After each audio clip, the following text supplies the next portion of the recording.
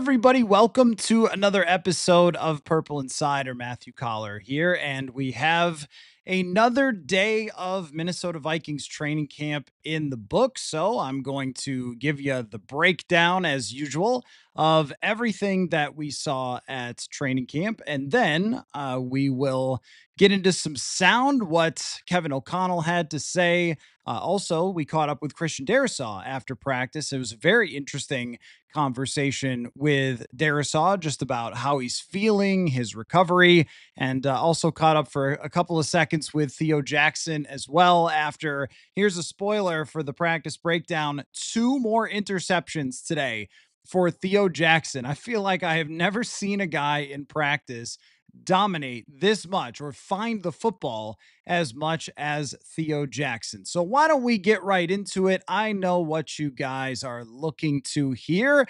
You want to know about how JJ McCarthy looked today, right? Because the last couple practices, and this is why we talked to Kevin O'Connell, is to get his thoughts and some context and things like that. And I'll get into what O'Connell had to say about difficult practices and how he evaluates things and so forth. So we always are going to ride the roller coaster when it's a quarterback that's getting this much attention in a situation that's this interesting and exciting and is fun for us all to analyze. I mean, it is so like dialed in that little media perch with us watching every single play. You see seven different reporters after every throw writing down a note, and I've got my notes on my phone here that I'm going to go through with you. And I don't think that I've covered a training camp ever in my career that was like this, where every single throw and every single period of practice is being broken down by us, which, you heard today a little bit of snark from Kevin O'Connell about things like that, which, hey, the interest from Vikings fans is they want to know about what every single throw is looking like. But there's also a very easy allure of overreacting, right? So you see a bad practice and you see the defense dominate one day and you go, I don't know, guys. I don't know. And we've tried on this show, and you guys, I think, have done a really good job in the comments section of not getting too far down the road on that, not getting too overreactionary when it comes to, hey, there's reports that there was a bad practice today. That means that McCarthy's not going to make it. So I've been impressed by all the comment sections that we've had here on these recaps. But today's practice was also why we don't overreact, because I thought JJ McCarthy was much, much better today. So why don't we go through it? And what I've liked to do on a nightly basis here for those new, and welcome. And we are getting quite a bit more new listeners. So that is so awesome to see that a lot of people are finding the show. But what we usually do is just I kind of take you through what practice was like today. So there were a lot of 11 on 11s, a decent amount of one on ones. And the way the practice started was actually with an interception, but it was not JJ McCarthy's fault. It was a throw over the middle where he really geared up and let it loose, and it went off the fingertips of Jordan Addison for an interception. Now, I did wonder about, just whether the throw was a little bit too hard, but I don't know. I'm sure, Brett Favre or somebody would say, oh, wide receivers got to catch that ball. It was one where if there were two defenders that were converging on Addison, you were going to be able to fit it into that window. And that's when we talk about JJ McCarthy's arm, when he puts everything into it, that ball is whizzing, especially when he's throwing over the middle of the field. And so it turned into an interception. Those who are keeping stats will definitely say he threw an interception today, but it was right in the hands of Jordan Addison. I think during the regular season, I'm sure Jordan Addison brings that one in and they move the sticks. And I think that it set the tone a little bit for him throwing the football today. He probably felt good about the decision and the velocity on the throw and the accuracy of the throw. And he just got into a little bit more of a rhythm. It wasn't, perfect, of course, because there were missed throws. There was one that sailed over Jordan Addison, but also he had another one today to Addison that was an outbreaking route toward the sideline where he had to put it up over a defender and drop it into Addison, kind of, right up near his helmet. and it was on the money. Perfect, flawless. And he actually had to evade a little bit of pressure in doing it and dropped it in there. And that's where you can see the high end potential of JJ McCarthy if he can consistently put that touch on the football. And that's why it's just talked about so much at practice from him, from O'Connell, from all the time, like going back to minicamp, OTAs, like what's the one thing? What's the one thing? And it continues to be touch because he did it on one out route and it was fantastic. And I mean, you saw kind of Kevin O'Connell get excited over there, Justin Jefferson get excited by it. And then there's a very similar play not too long after that ends up flying up over the head of Jordan Addison and out of bounds. And again, sort of not overreacting to one throw that goes out of bounds when it's a good decision, but it was a very similar throw to the outside. And one of them is perfect and one of them goes, wee, over the top. So that's kind of been the entire training camp for JJ McCarthy so far. And I've been interested in this accuracy discussion because it's something that I think about all the time, like accuracy and what does it mean to be accurate? How does someone become accurate? And what is, sort of the development of somebody and that path to becoming an accurate quarterback? Like Josh Allen is now accurate. Lamar Jackson is now accurate. When those guys came into the league, they weren't. But then again, is there a ceiling that bumps into where you can only get to a certain level of accuracy and then you're probably not getting a lot better? I even think about Jalen Hurts for this is Hurts is not the most insanely accurate quarterback that just perfectly puts it on the money every single time. But yet at the same time, he's able to get the ball to his playmakers, make really good decisions, be a great leader. And I've kind of gotten that same sort of vibe of JJ McCarthy's passing, where Hurts maybe doesn't throw it quite to the velocity, but it still has a strong arm. And really, Jalen Hurts is not a huge scramble around like Lamar Jackson or Josh Allen guy. As a passer, there's similarities to where McCarthy is right now. And I think that he can grow and he can develop and he can ultimately be better than that. But it's that same sort of sometimes a guy like Jalen Hurts throws a ball and you go, where did that go? Why did that happen? Sometimes he just puts it up for grabs and a guy makes a great catch, but he often really makes good decisions. And that's what JJ McCarthy is learning to do. And I think we're seeing him do a lot of that. And I want to get into that about the decision making and how, again, it was a little bit up and down today at the end, but we saw some good things. Thank you so much, RA, for the super chat. And we made it. We made it to 13,000. Let's keep going, guys. Tell your friends. It's been amazing to see the support that you guys have given me. So thanks again for that. All right, so I have to stop before I get into more McCarthy to just say that I don't want to pile on to Sam Howell. I truly do not want to pile on. I don't want to come on every night and say Sam Howell looked horrible. It was a mess. It went really badly.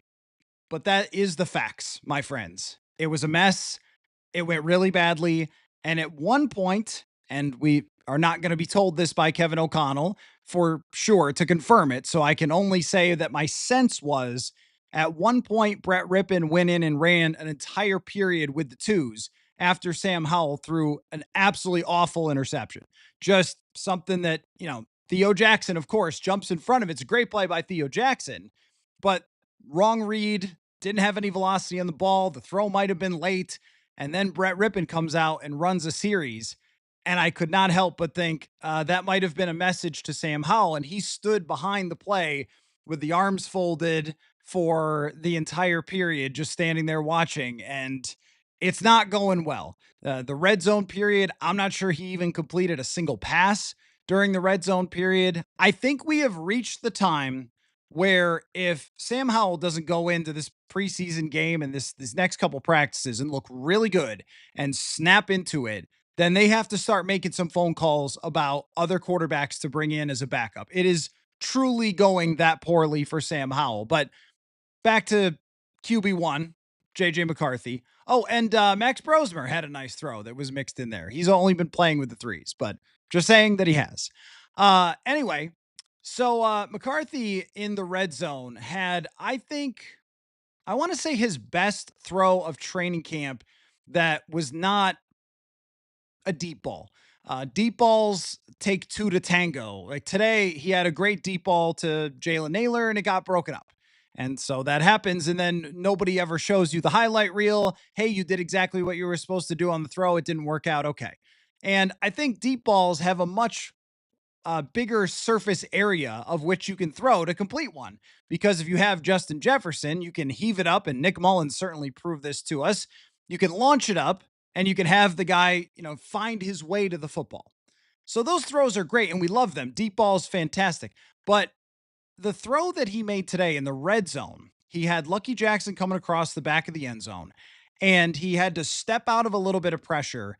And when I say throw back across his body, like don't get, upset about 2009 when I say it. It wasn't that much across his body, but he was moving to his right, and Jackson is coming across the back of the end zone, and he rips it across his body on the money for a touchdown. And again, we see those high end QB1 star quarterback type of plays from JJ McCarthy. And if those weren't happening and he was having some of the struggles, then I would say, oh, maybe you should be a little concerned.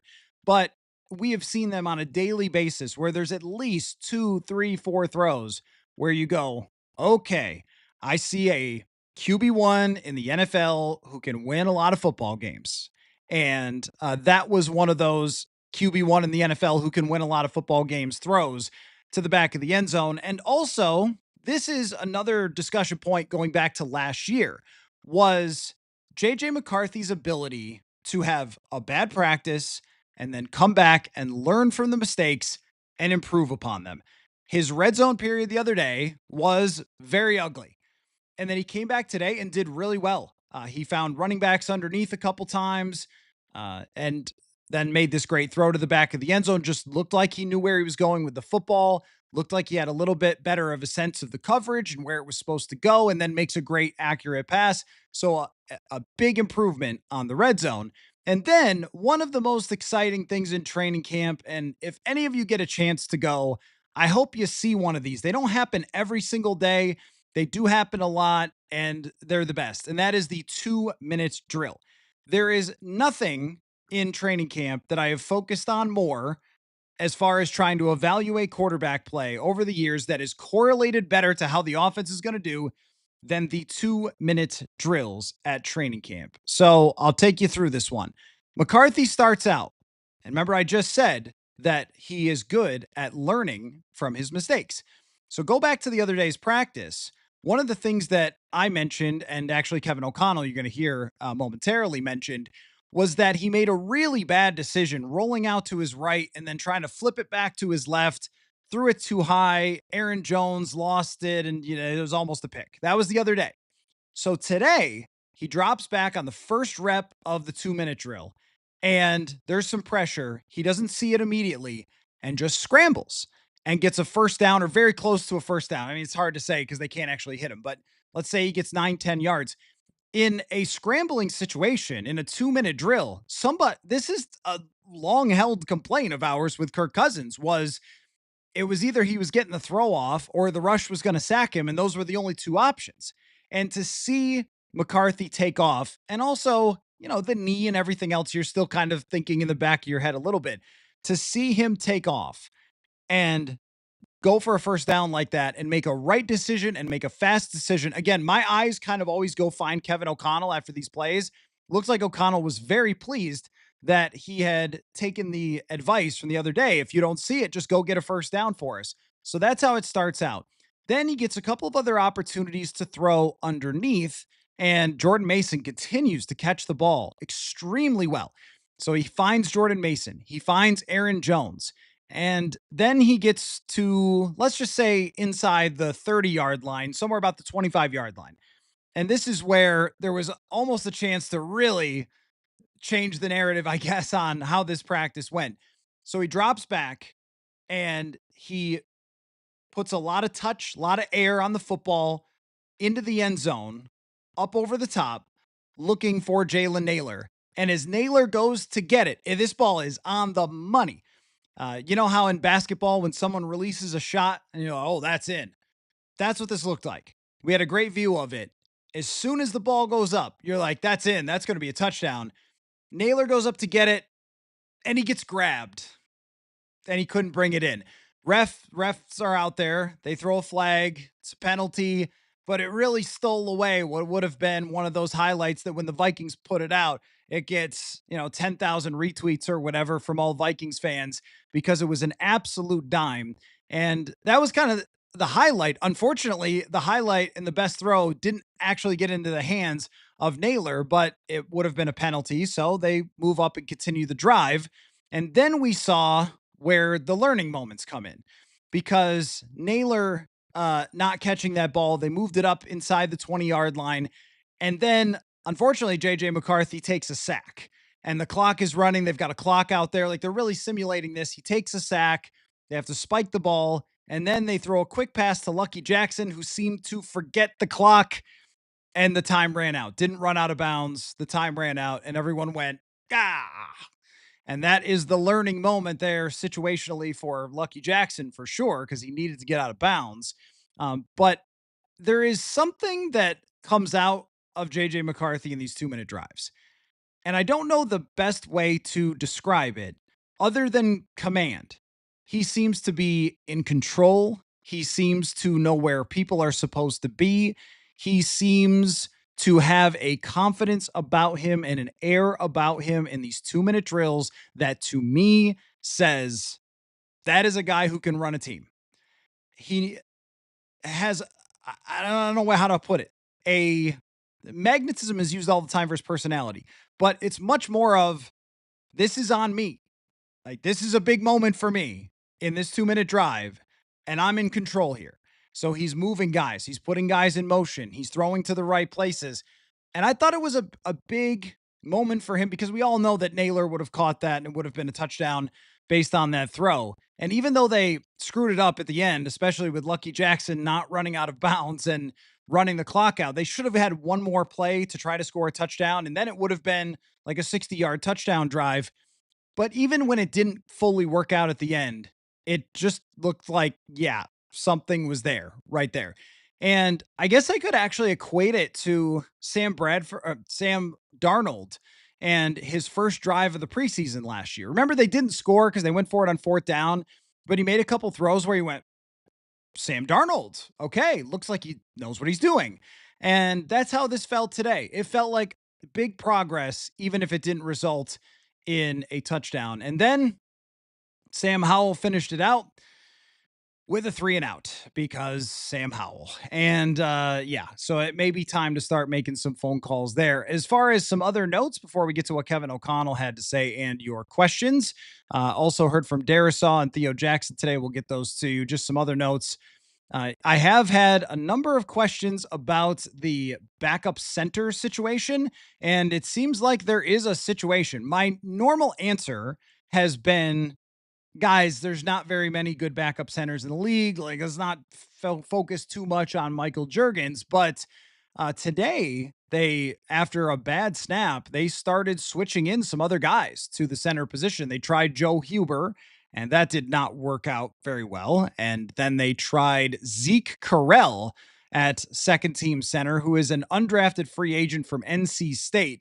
So those of you who are buying Zeke Correll stock, I guess it's a good day for you.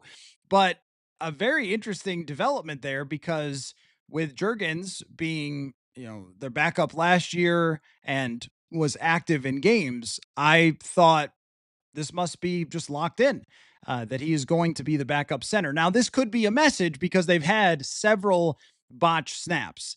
And it could be Kevin O'Connell getting tired of that and saying that that's unacceptable. We're going to put in some other guys and have Zeke Correll go in there and snap the ball. Like, if you can't do it, then we'll find somebody else who can. That's kind of how you treat that sort of situation. But if Juergens is not back out there tomorrow, then I think we are looking at maybe a competition for backup center if they don't feel confident that Juergens can snap the ball well enough. So that's one thing to take a look at.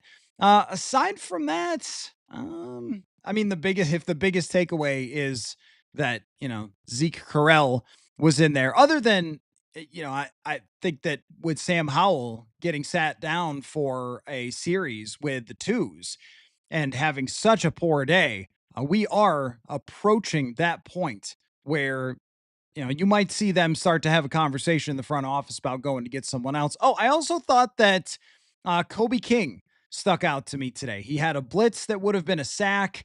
He's been very physical, hitting guys. And once again, I think that I'm getting a little bit redundant here, but it's also been true every single day is that Dallas Turner once again had another pretty good day and accidentally kind of laid a big hit on Jordan Mason in pass coverage. But uh, Dallas Turner continues to shine almost every single day. And I did catch a rep where you're seeing some of the rookie moments for Donovan Jackson, where he was going one on one with Javon Hargrave and he was grabbed right underneath his collar and pushed all the way back into the quarterback for what would have been a sack in the red zone drill.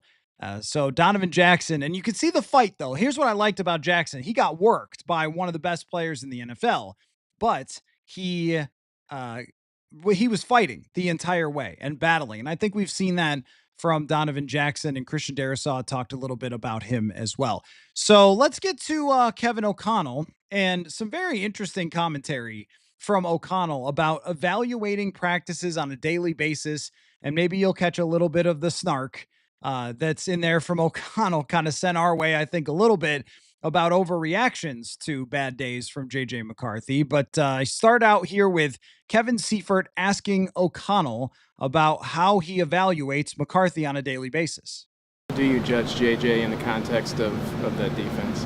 Yeah, what I've loved is just the dialogue after some of the plays. Even as simple as, maybe the defense has made a couple plays here and there, and it's the next competitive period. And did you change? Did you change your fundamentals? Did your footwork look the same as it did in individual? Did you understand that, in a 2-minute drive when we're right at midfield, potentially throwing the ball back in the middle of the field on a 1st and 10 when you can maybe just use your legs and get 5 or 6, and we ended up hitting a run on the next play and winning the drill by getting in field goal range.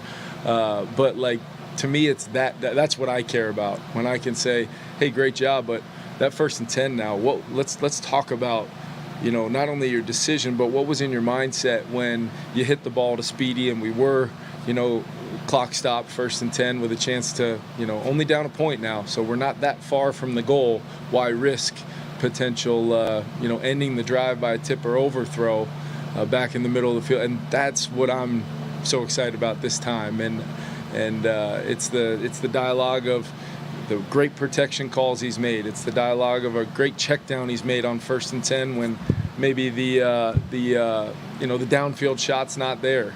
It's those are the things that I've really enjoyed and really seen him grow. But at the same time, he's a competitive sucker now. He wants to win every drill and win every day. And, that's kind of my job to try to bring a complete feel to everything that we're doing.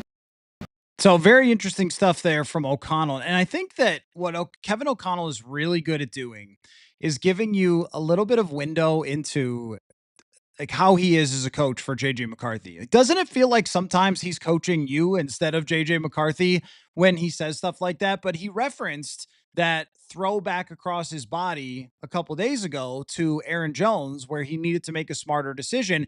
And what we're watching and evaluating in real time. And honestly, it's a really cool experience. And then I love talking about it with all you guys as well, to see a coach bringing along a young quarterback one step at a time. So something like that, a decision like that, then results in a conversation between Kevin and JJ. And that's how you build a JJ McCarthy. And that's why when they talk about Kevin O'Connell as a quarterback whisperer, it's not as complicated as it seems. I mean, it's not like Kevin O'Connell has a magic wand and he says, Abacadabra, JJ McCarthy, you're a superstar now. I think what he does is he makes it very clear to his quarterbacks the types of decisions that they have to make to succeed, where the football should be going. He mentioned, you don't want to take a risk into the end zone like he did for an interception to Jay Ward the other day under certain circumstances.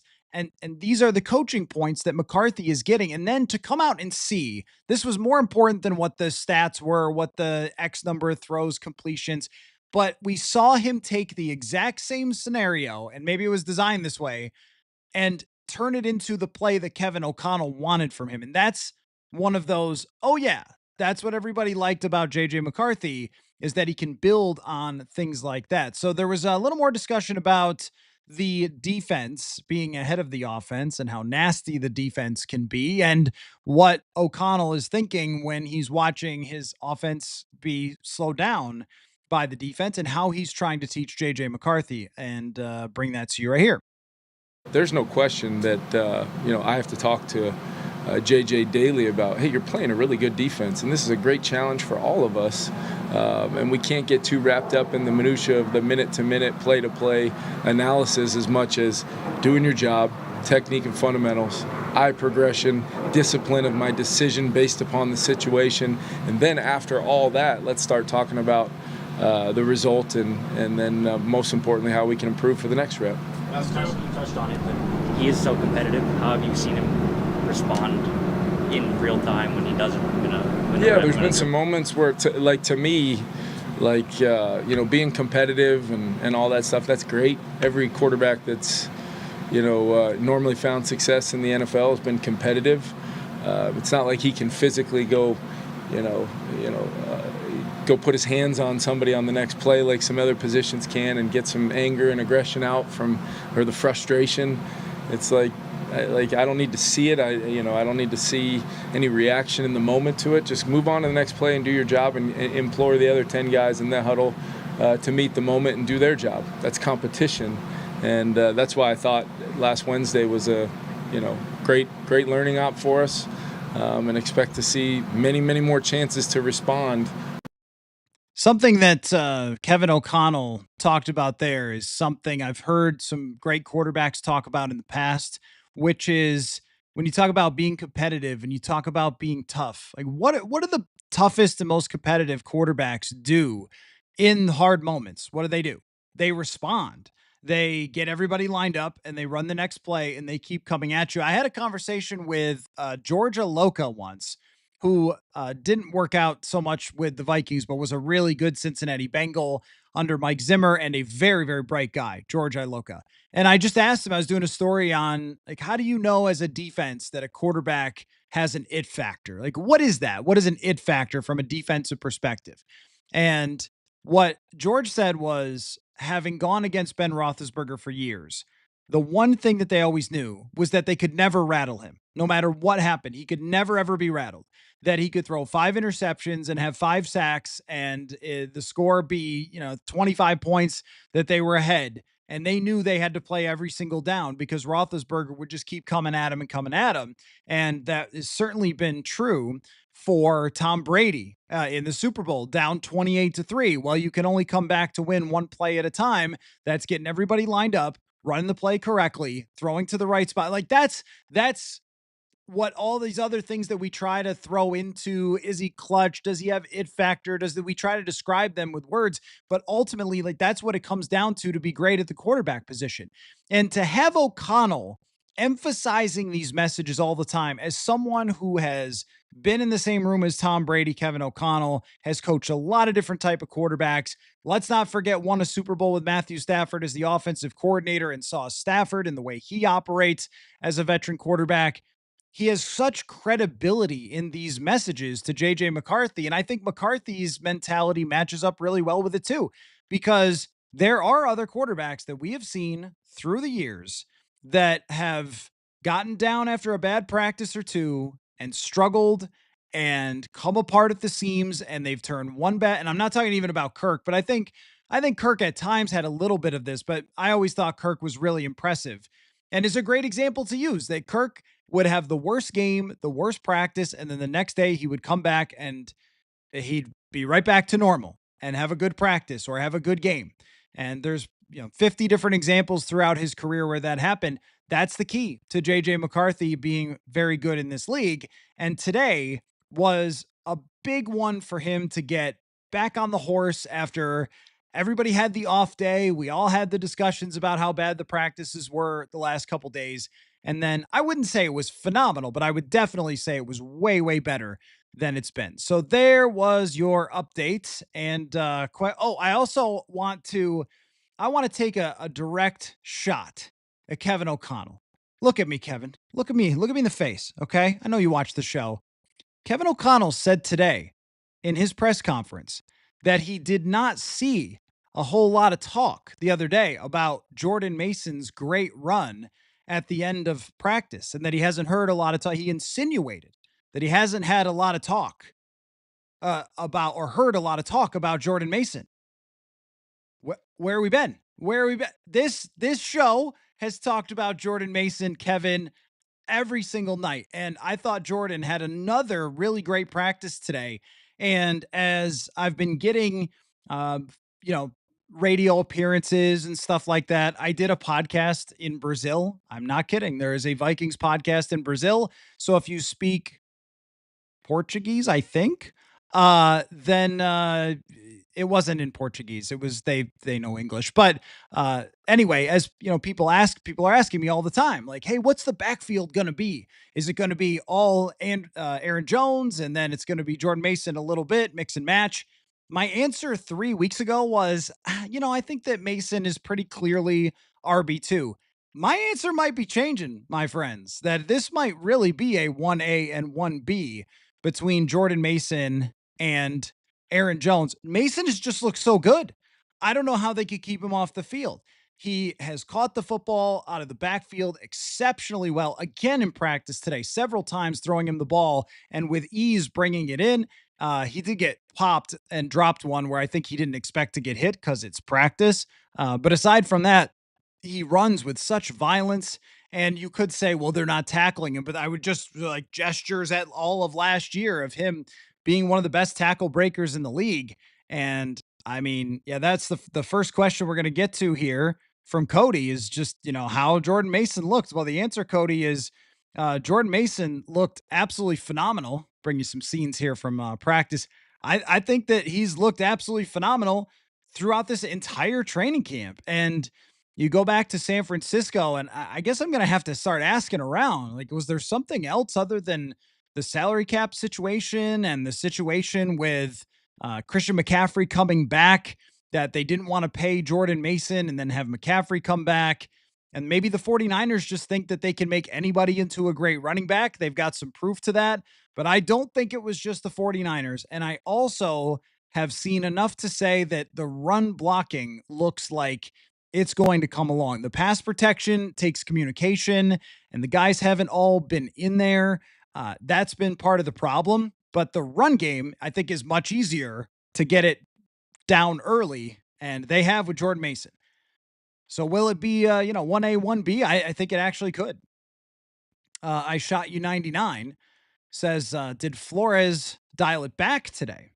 I didn't think so. I didn't think that it was crazy, but I thought that he brought it. I mean, especially in that 2-minute drill, they don't mess around. They don't use those 2-minute drills. There's only so many training camps. There's only so many padded practices that you are allowed to have. They don't just, for this one, we're going to let JJ go score so he feels good about himself. They were dialing it up then, but they were coming after him in the red zone as well. And that's why that one play that I talked about in the red zone to me was so important, because he evaded pressure. Like, they came after him and he had to kind of move underneath it to his right, rip it back to his left on the money for a touchdown. Like, those are the types of things that have to happen in real time.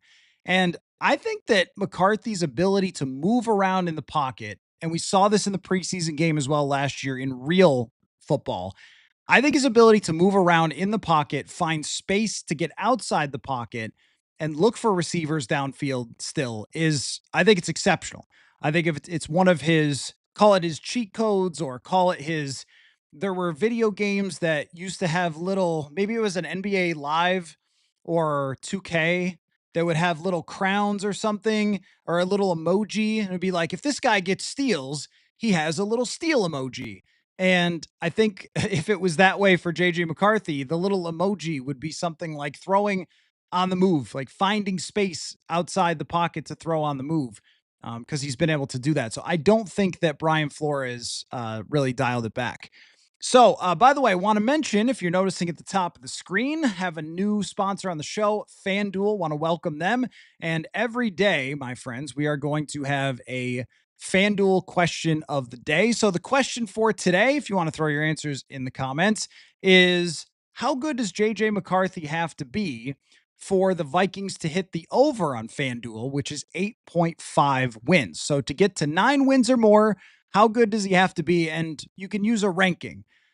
Is it the 15th best quarterback? Is it the 20th best quarterback? Is it seventh? Where would he have to rank, say, in those Mike Sando quarterback tiers, in order for the Vikings to get the over on FanDuel? So that is your FanDuel question of the day. We'll circle back to that with your answers. First name, last name says, have the same question as I shot you 99. In the clips shared on social media, it looked like the offensive line was doing a good job in pass protection. Um, how much of that is the offense starting to come together, and how much of it is Flores toning things down? Yeah, I think that with the offensive line, well, number one, getting Will Fries back into the mix of things is good for them. And I still saw maybe a pressure to come off the right side today, but Fries, remember, this guy didn't have any of minicamp or OTAs. So he is really just starting to get in the mix of it. Donovan Jackson is still learning how to play football in the NFL. And then Christian Darrisaw, I think that he's maybe only had probably 10 snaps so far, and the rest is just in school. They're trying to work it out and deal with it. You also have a new running back in Jordan Mason who's trying to learn the pass protections as well. And that is going to take some time in a different offense. And look, Jonathan Grenard and Andrew Van Ginkel beat great players. And we saw Dallas Turner in actual games, beat some really good players as well last year and get to the quarterback and make plays. So, I think that it's all things kind of thrown together for why they gave up so many pressures, but they were better today. And McCarthy had more time today, did take a sack, a little bit later, but it's gonna take time because they need Darrisaw to be back in there to really feel good about it. And the other part is too, like JJ's got to learn.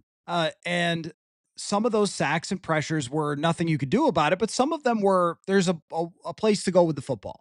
And that was what he did really, really well today in the 2-minute drill was McCarthy was able to find his running backs out of the backfield with Mason catching it well, with Aaron Jones being really good at catching. Like, don't be a stranger when it comes to that, because this year with a young quarterback, what do you think opposing teams are going to do? They are going to throw blitzes at JJ McCarthy, and he's going to have to be comfortable with getting it to Hawkinson, getting it to Aaron Jones, getting it to Jordan Mason underneath. Maybe a CJ Ham gets mixed in there.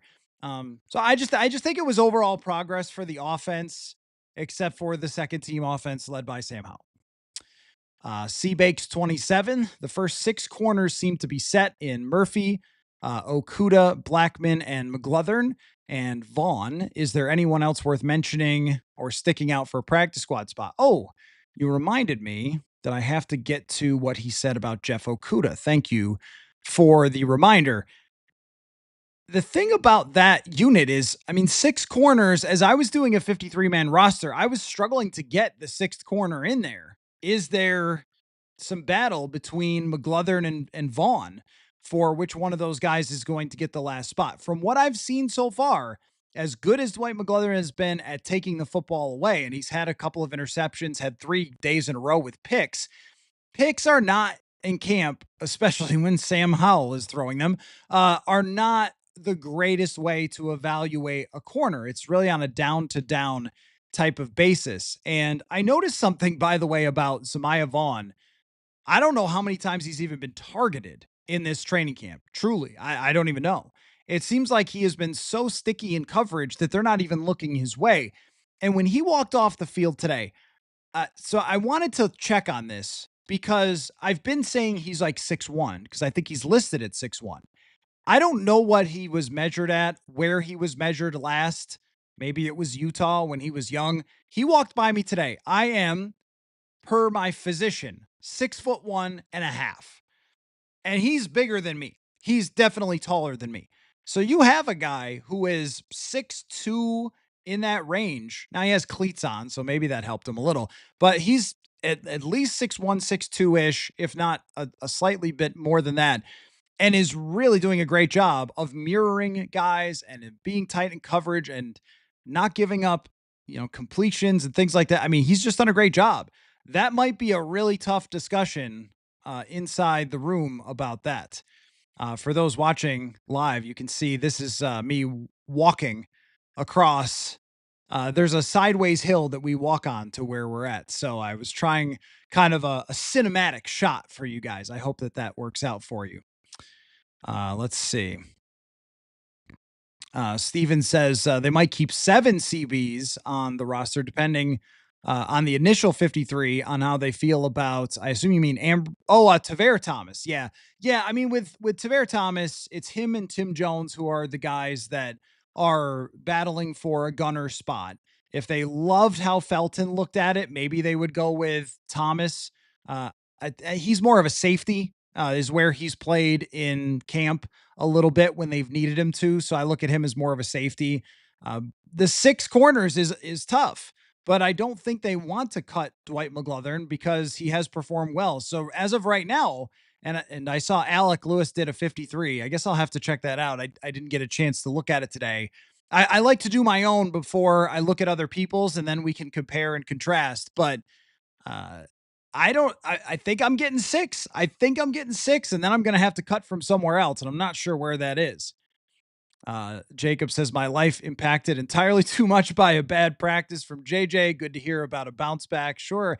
Well, I think this entire thing of following the roller coaster ride that is going to be JJ McCarthy through the entire season, but even through a training camp, what it allows us to do is learn a lot, even about football and quarterbacks and evaluation. Like, listen to those comments from Kevin O'Connell. Like, he just opened up a window for you into his office and just showed you, yeah, this is what I'm teaching JJ McCarthy. Like, that's really interesting.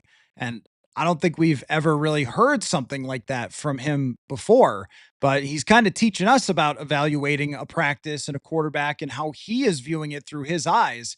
So we're learning a lot.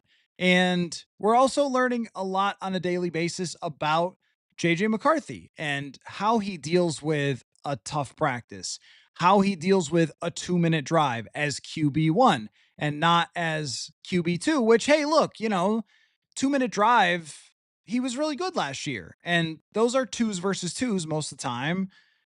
And it was impressive, but it's different when it's right now. Like right now, and the pressure of the season is on the way. You're not a developing quarterback. You are a relevant NFL starting quarterback on a team where we're talking about Super Bowl expectations and they won 14 games and all that stuff. So there's a lot weighing on every single practice for him too. And the way that he responded today, I think says a lot about him. But somebody mentioned Jeff Okudah. I forget who, but Kevin O'Connell did today. So I think this is him talking about Jeff Okudah. What have you thought of Jeff Okudah thus far and since he got here? Yeah, I mean, you guys have probably felt it. I mean, when he gets up and presses, at that line of scrimmage and wins that early fight in the down, you don't see him lose very much, when he gets his hands on people. I think I've been probably surprised. I've always, I actually got a chance to spend some time with him many years ago at Ohio State, went for the pro day. A friend of mine, who happens to be the coordinator at the, up in Green Bay now, was the coordinator there. And I got to spend some time with Jeff and just remember thinking to myself, this guy is going to be a top 5 pick. I mean, felt like he was as tall as I was, big, strong, fast. And then he was. And we're very fortunate to have him because we're seeing the best part is I see a clear role for him. Not all corners in our defense play the same spots, play the same roles. So to think that we're going to have him in a role we feel pretty strongly about, it's great to see him take it and run with it early on because I think he's had a phenomenal. So kind of strong words there about Jeff Okudah. When he said that they have a pretty clear idea of what his role is going to be, I kind of, in the press conference, if we had cameras on ourselves, maybe that's one of the things I should do someday is put a camera, like maybe point my phone at myself as we're all asking questions. And then I could go like, like I made a face when he said, we've got a clear role carved out for Jeff Okudah. It has seemed like, based on the rep count, that they have been very happy with Okudah. And he mentioned, like, we've seen it. We've seen the physical play. We've seen the movement skill. We've seen the performance. And I've seen the physicality a ton, maybe a little too much at times from Jeff Okudah. But it seems like at this moment, they are high on the idea of Okudah playing in that Shaq Griffin role. And let's remember, and I don't think that everything Brian Flores touches automatically turns to gold. Okay. Marcus Davenport didn't change when he came here. And, not every player that he's had has just magically become amazing. They had to move on from a Caleb Evans, they had to move on from Andrew Booth Jr. But when he identifies someone that he thinks specifically fits for him, there's something to that. And I think O'Connell described it as like a look in his eye about a player. And that seems to be, we thought it was going to be Isaiah Rodgers, who I think has been great so far, but it might actually be Jeff Okudah. And last year, remember that Shaq Griffin had 572 snaps. How about that for off the dome? Somebody can double check on that. 572 snaps last season. And he was a guy that had been cut by his own team the year before. When you come to a new place, sometimes it's all about the situation.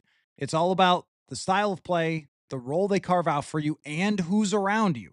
And with Jeff Okudah, they are clearly banking on him being like Griffin last year, only a younger, maybe faster version of Griffin, but they used him in the same way, like the physical size, length, that kind of stuff. And he's had a great start. If we were doing a winners and losers to camp here tonight, which, maybe we'll do it at some point, but he's one of the biggest winners.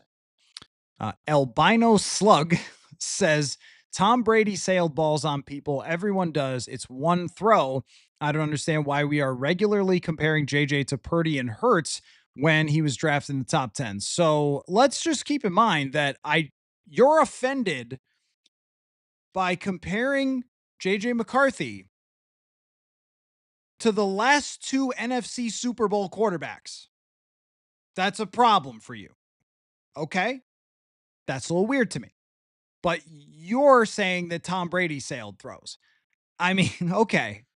Like, look, Tom Brady is probably in the top 3 most accurate quarterbacks in the history of the National Football League. I will not apologize for watching 8 practices of JJ McCarthy this year and however many he had last year and not comparing him to the greatest quarterback to ever step on a football field.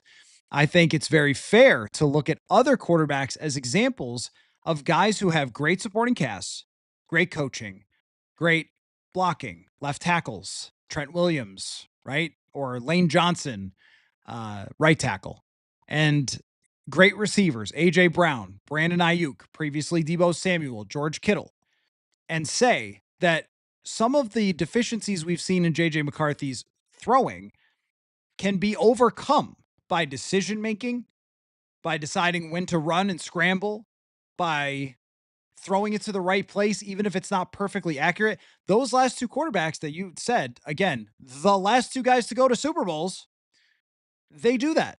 Jalen Hurts is not a flawlessly accurate quarterback, and I have news for you. Neither is JJ McCarthy, and neither is Brock Purdy. Brock Purdy does not have the velocity, but he is not a dead-eye accurate quarterback like Tom Brady was. And yes, Tom Brady occasionally sailed throws. He also completed like 70% of his passes, threw for 5,000 yards when he had Randy Moss, 50 touchdowns. Like, okay, well, yeah, I guess. I mean, I guess that's true that even Tom Brady occasionally overthrew some people. But here's what you're missing. JJ McCarthy himself has talked to us about this 2 days ago, where he said that's his main focus is the touch on the passes and not putting too much on it and throwing it over coverage and not overthrowing and not throwing too hard, getting the right trajectory. They have numbers for this system. And we've heard about them before from Kevin O'Connell and other coaches that I've talked to. They have like a 1, 2, and 3 type of throw. And I don't know which one is which, but it's there's a line drive. There is a decent arc over a linebacker. And then there's a very high arc. So different types of golf shots. They compare them themselves. And McCarthy is really working on that number 2 shot where it's got the certain sort of arc on it. And that's the one that he overthrew today. So my point is actually that you can make those mistakes and still end up, being a pretty darn good quarterback and effective if you throw it to the right places that misses are going to happen. And that's something they're working on. Steven says, if you watched the Hall of Fame game last night, the Vikings are not the only team with backup quarterback issues. Detroit's backups look putrid, to say the least. Hey, Trey Lance, though, am I right? It's the Hall of Fame game, but I still did see some people saying, like, hey, maybe Trey Lance has turned the corner. We need football games, man. We need football games pretty badly. What are we? How many days away are we from a football game? Like, not that many, right? Night practice coming up, Monday? And then the next weekend is the first game against Houston, I think, right? So we're close. But I agree with your overall point that teams don't have very good backup quarterbacks. It's just a fact of the matter. But the way that Sam Howell is practicing is not even good enough to get a practice in. And that's where, uh, there should be concern. If you can't even get wide receivers the football, this was my complaint early in camp. And then he had a couple days where it was a little better. And then today was just absolutely atrocious. So I shot you 99. If the QB whisperer can't fix Sam Howell, I think it might be over. Well, at least so far, there is no amount of whispering, yelling, hollering, whatever it needs to be done to, get Sam Howell to understand where that football is supposed to go. And there's something that drives me crazy. And I read this in Bruce Arians' book, Quarterback Whisperer, huh? This is why I've said that O'Connell reminds me of Bruce Arians in a lot of ways. He's not quite as gritty, but he's, is sort of the same mentality. He said that quarterbacks who patted the football drove him crazy because it took too long. Like if you needed to pat the football before you threw it, that it sort of gave an indicator to the defense that's where you're going to throw it. And Sam Howell has a audible, like you can hear like how hard he's patting the ball before he throws it. And I think that the timing is just all off. I don't think that that's why. I think he's probably not seeing it, but that's just another part of it. The timing has just been all off with Sam Howell. And if you got to put in Brett Rippon, you know that you're not in a particularly good place. Son of Beavers, who's been waiting to ask about CJ Beathard all off season, but more on the list. Carson Wentz, Teddy. I don't think Teddy's coming back to the NFL. I think that he's going to continue coaching and probably only did that with Detroit as just a favor to the Lions because they were so concerned about their backup quarterback situation and maybe a chance to get a ring. And hey, man, if I could come join a team for a playoff run and get a ring, that's awesome. And that team looked like it was en route to competing for the Super Bowl. Didn't end up working out, but still, as far as CJ Beathard, yeah, look, anybody's got a chance. You might be right. You might actually be right because that's the kind of type of player. And for years, look, you guys, right? You guys are right when it came to the Nick Mullins situation where it was, hey, they need to upgrade from Nick Mullins. He's not good enough. They can't win with him and that sort of thing. One thing I could say for Nick Mullins is the guy could get it done in practice. And when they brought him in, it sure was entertaining. They almost won a couple of games. He ran the offense. He threw the ball all over the yard in the craziest ways and sometimes in good ways. I think that if you played Sam Howell right now, you're not scoring any touchdowns at all. Like that's how it looks. At least when Mullins came in, they played these exciting, crazy games. So I don't know. We've gotten to the point where we're too far into this to say, hey, give him more time. Give him more. Like it's got to happen soon. Or I wouldn't be shocked if they were on the phone today. It's been so bad. After this was one of the worst practices you will see from any quarterback. And Luckily for you guys, we're saying it about the backup and not the starter. Just to be clear, if anyone just turned this in, I'm saying that about Sam Howell and certainly not JJ McCarthy. Steven says, Will Hernandez just cleared from injury and is still unsigned. I wonder if he might try snapping from OC to OC2 for the Vikes. I don't know about that as far as him being a backup center, if he would want to change positions, but if nobody signs him as a starter, then I'm always interested. I think Blake Brandel is an exceptional backup guard. Um, that there's not too many backup guards that have 17 games of starting experience on a 14-win team in this offense. All those things, I think that they're happy with Brandel.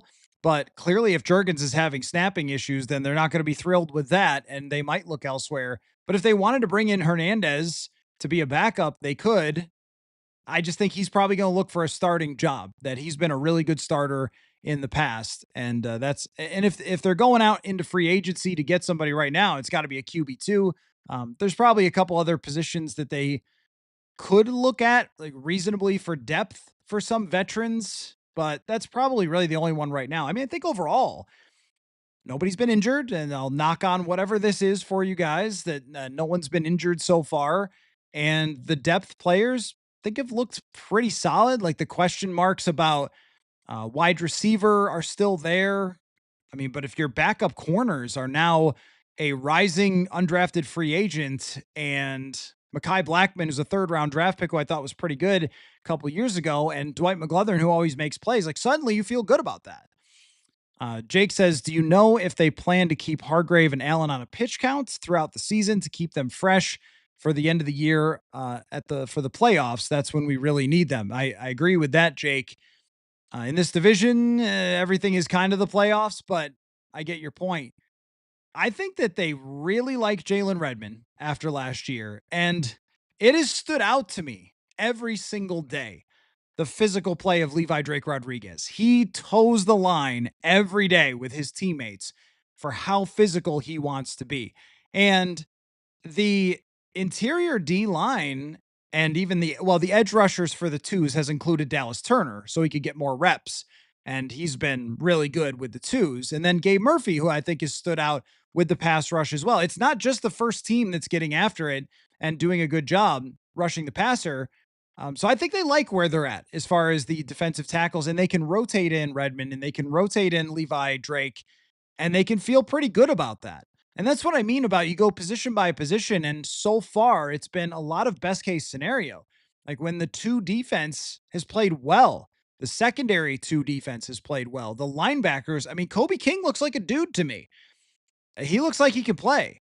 He beat somebody inside. Maybe it was Will Fries today, kind of got underneath him and beat him for a pressure. You're like, that's a rookie blitzing linebacker right there. Not saying he's going to start exactly, but that's somebody showing early in camp. And then we've talked about Samaya Vaughn every single night. Mr. Mayor says, if you had to roll with either Mason or Jones for a single game, who would you choose? Ignoring injury risk, who gives you the best chance to win?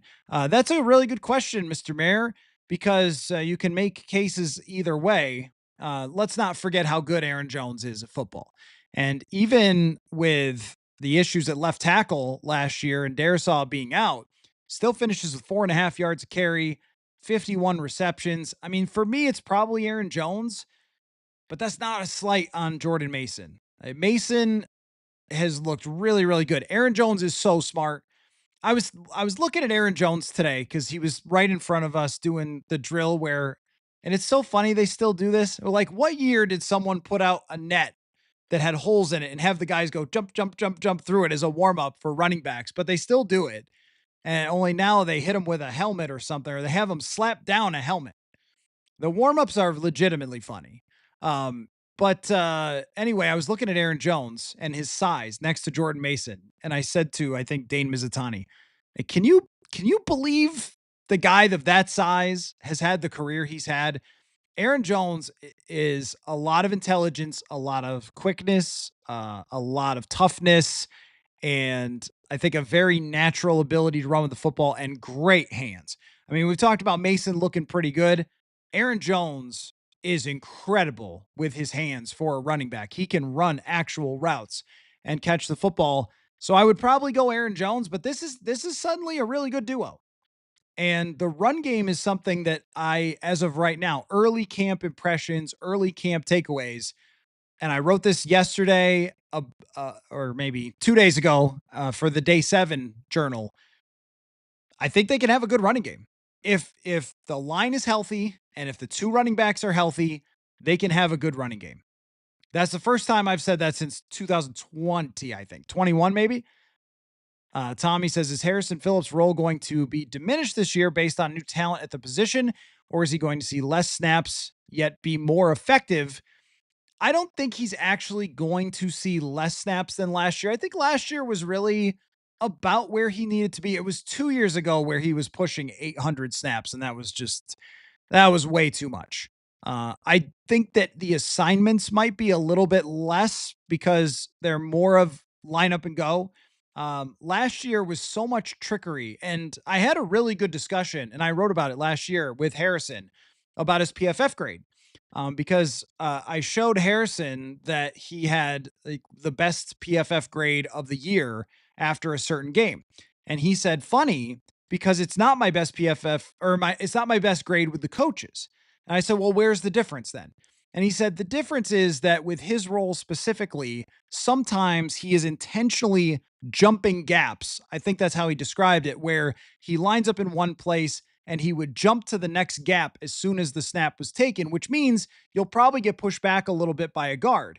But the reason is to bring the center with him and then open up space for the linebackers. Now that's complicated. That's involving a lot of moving parts there, right? Like you got to get the center to come with you. You got to reach on the guard. You got to get the linebacker to time it out right and get all that stuff.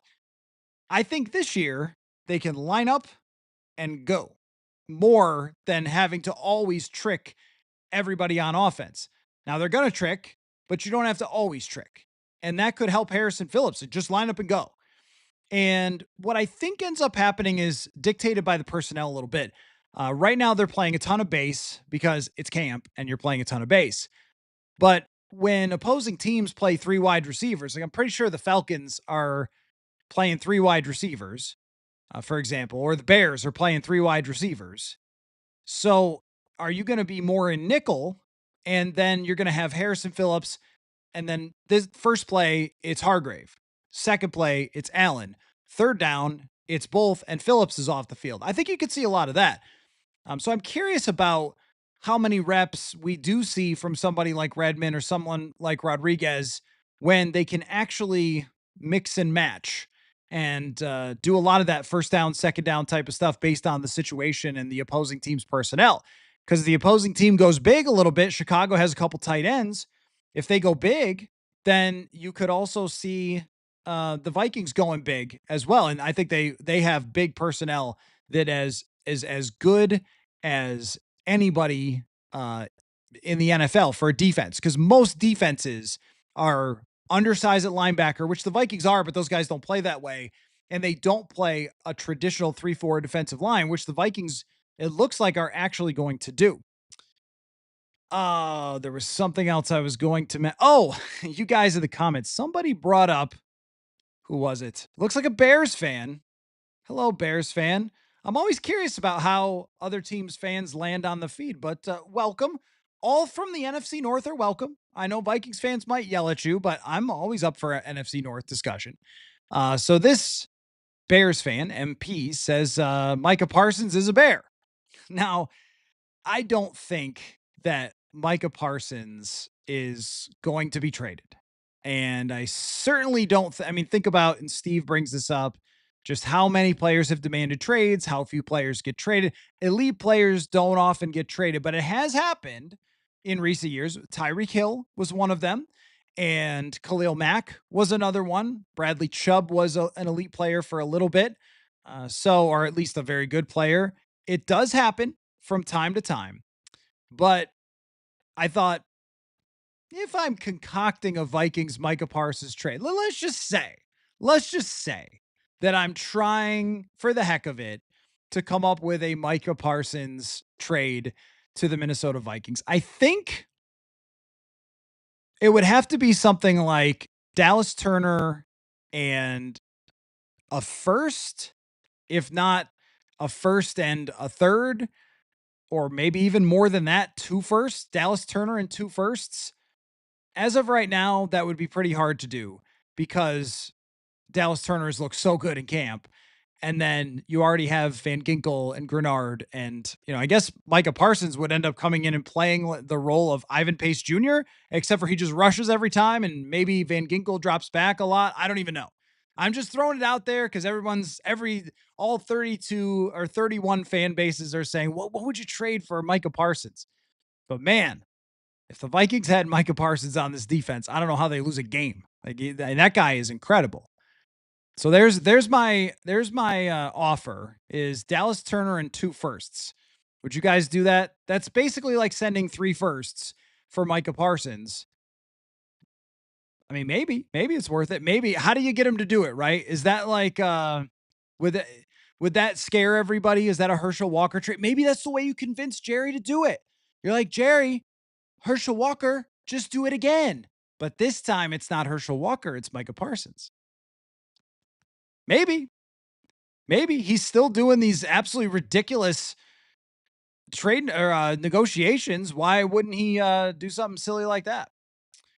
Son of Beaver says, how much of the first game do you think Sam Howell gets?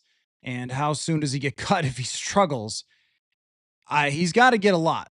I think he's got to get a lot of that first game because they really have to show, or he really has to show the coaching staff that he can actually do this. I mean, it just has been so miserable that he's got to prove himself. I lost my place. Someone was asking about the depth of the cornerback group, so I wanted to address that, but I lost my place. Oh, there it is. First name, last name. How's wide receiver and cornerback depth looking? Any movement on who is showing out or getting reps?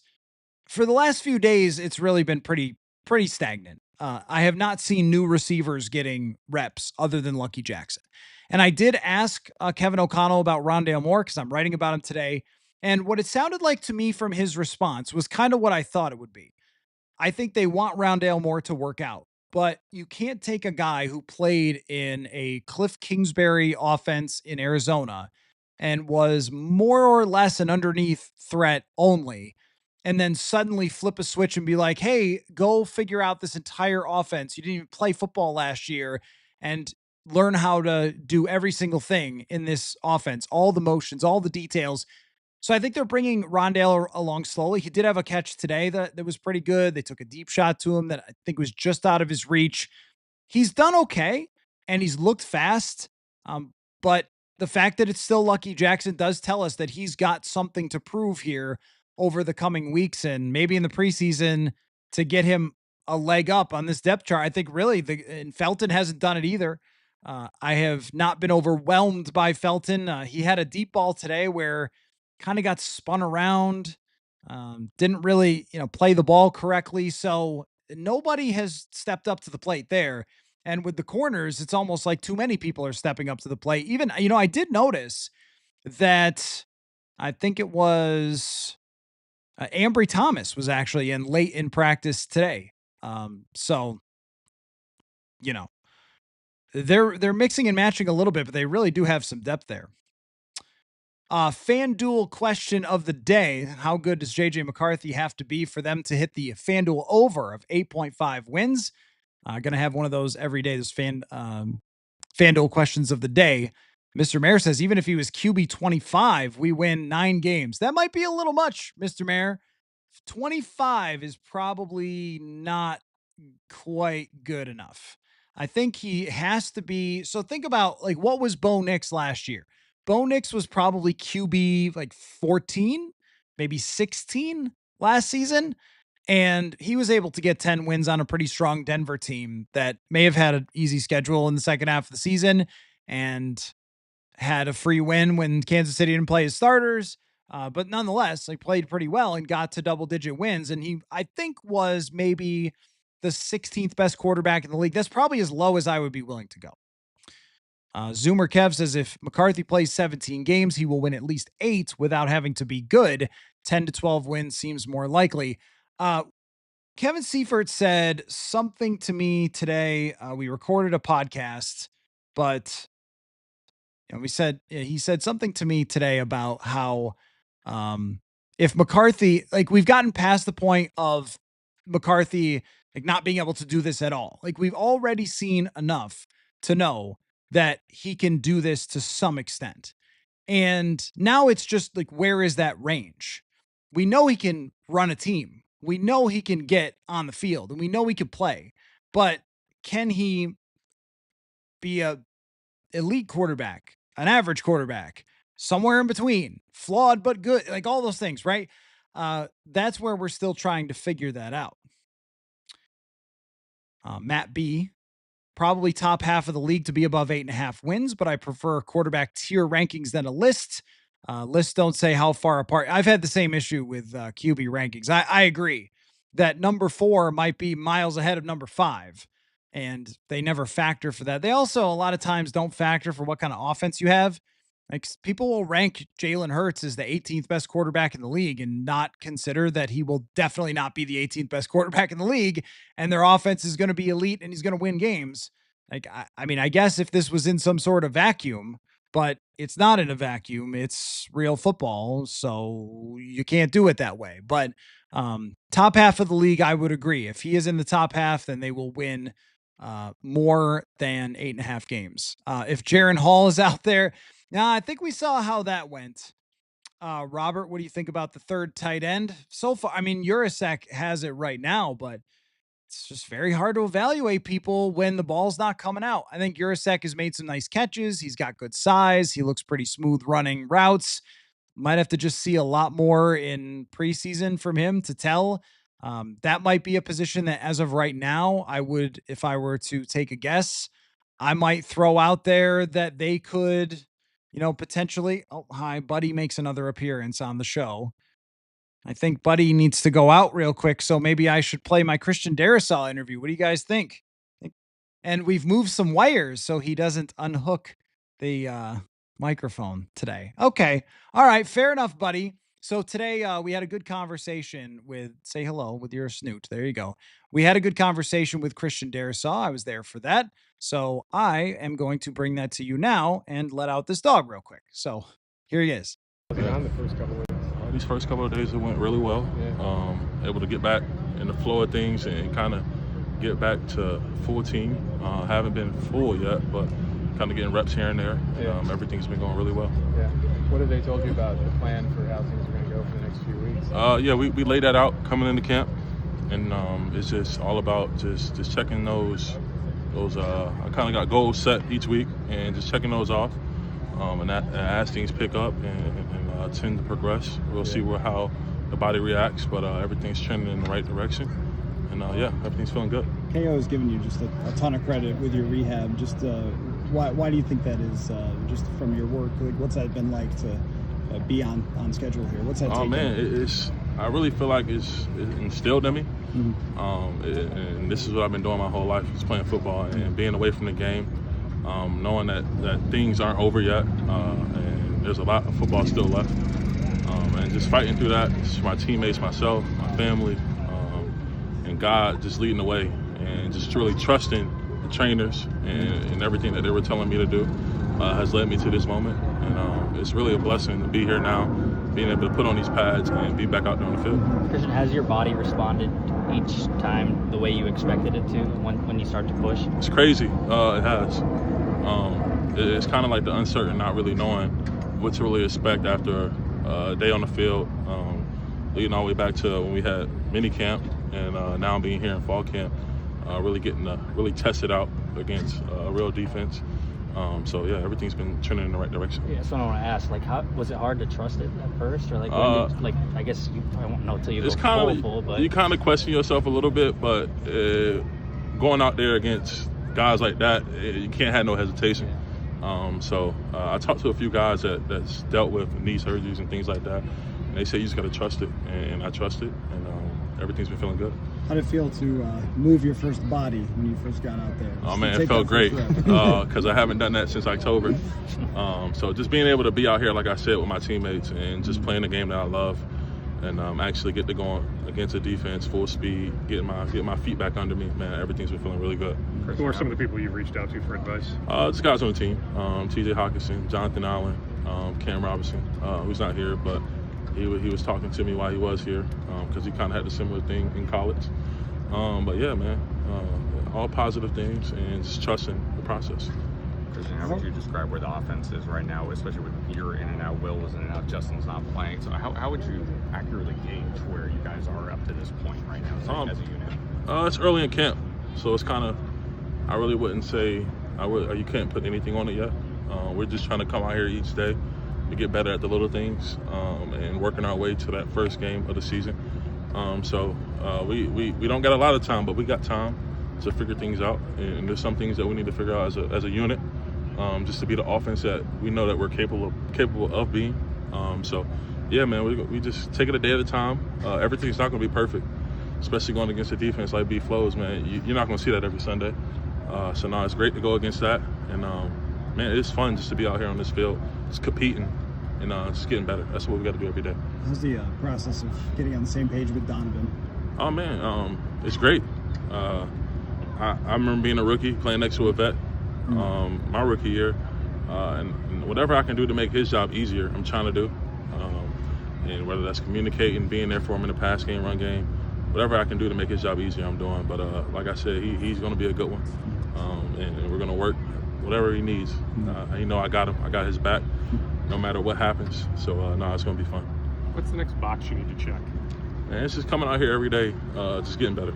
And it's as simple as that. It's as simple as that.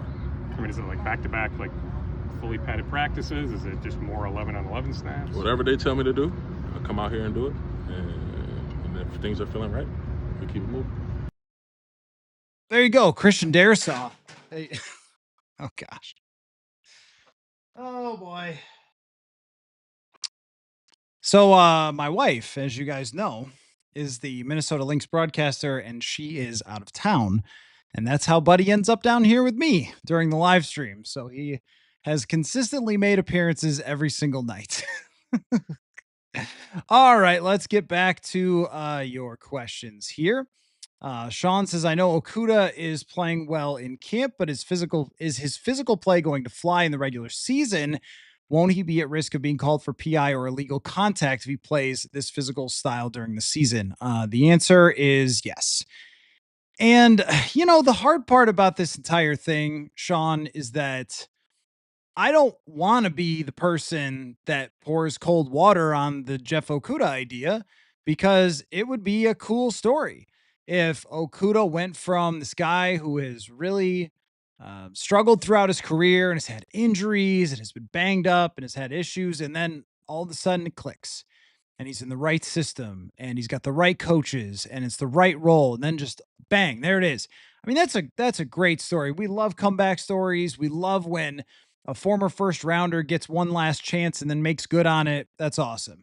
But there is a healthy amount of skepticism required for exactly what you're saying, which is, if he plays this physically, is there the potential for it to get flagged, as he had a lot of penalties in his career? The other thing is, too, that when you rely a lot on that physical play, like sometimes, I mean, you have receivers in this league who are just really, really good at running routes, breaking off at the top of routes, creating separation. I think that's been really a major issue for him is, yeah, you can hit guys off the line of scrimmage and you could be physical with them, but if they could still create separation, then you're not getting the same sort of value as someone like what I see from Isaiah Rodgers, is somebody who mirrors extremely well, who is very tight in coverage, who could play the football. And we'll just have to see with Okudah. But I mean, in that answer, there was no mention of Mekhi Blackmon. Mekhi Blackmon has kind of been a little out of sight, out of mind in this camp so far. And I think it's the Jeff Okudah show as of this moment. Every thing is subjective to change, of course.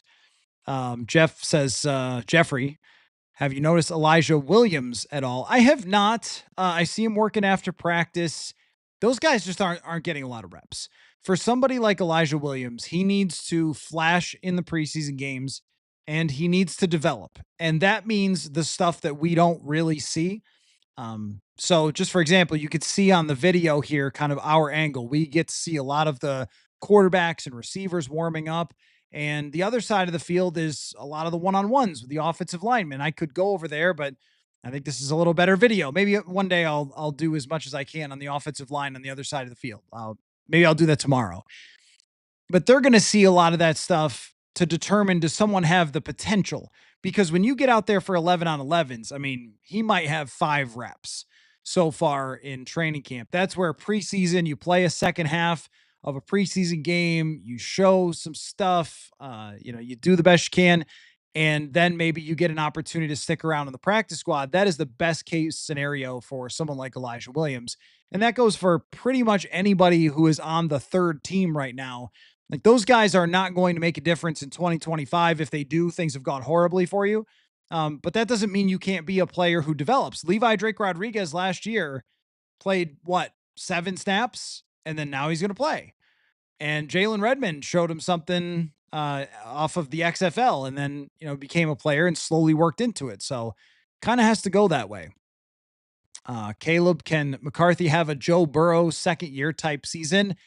I mean, it's possible, but that is just setting the bar so high. Like, I think with the similarity would be their personality, pocket movement, and making plays inside the pocket without being a freak athlete. Joe Burrow checks that box for sure.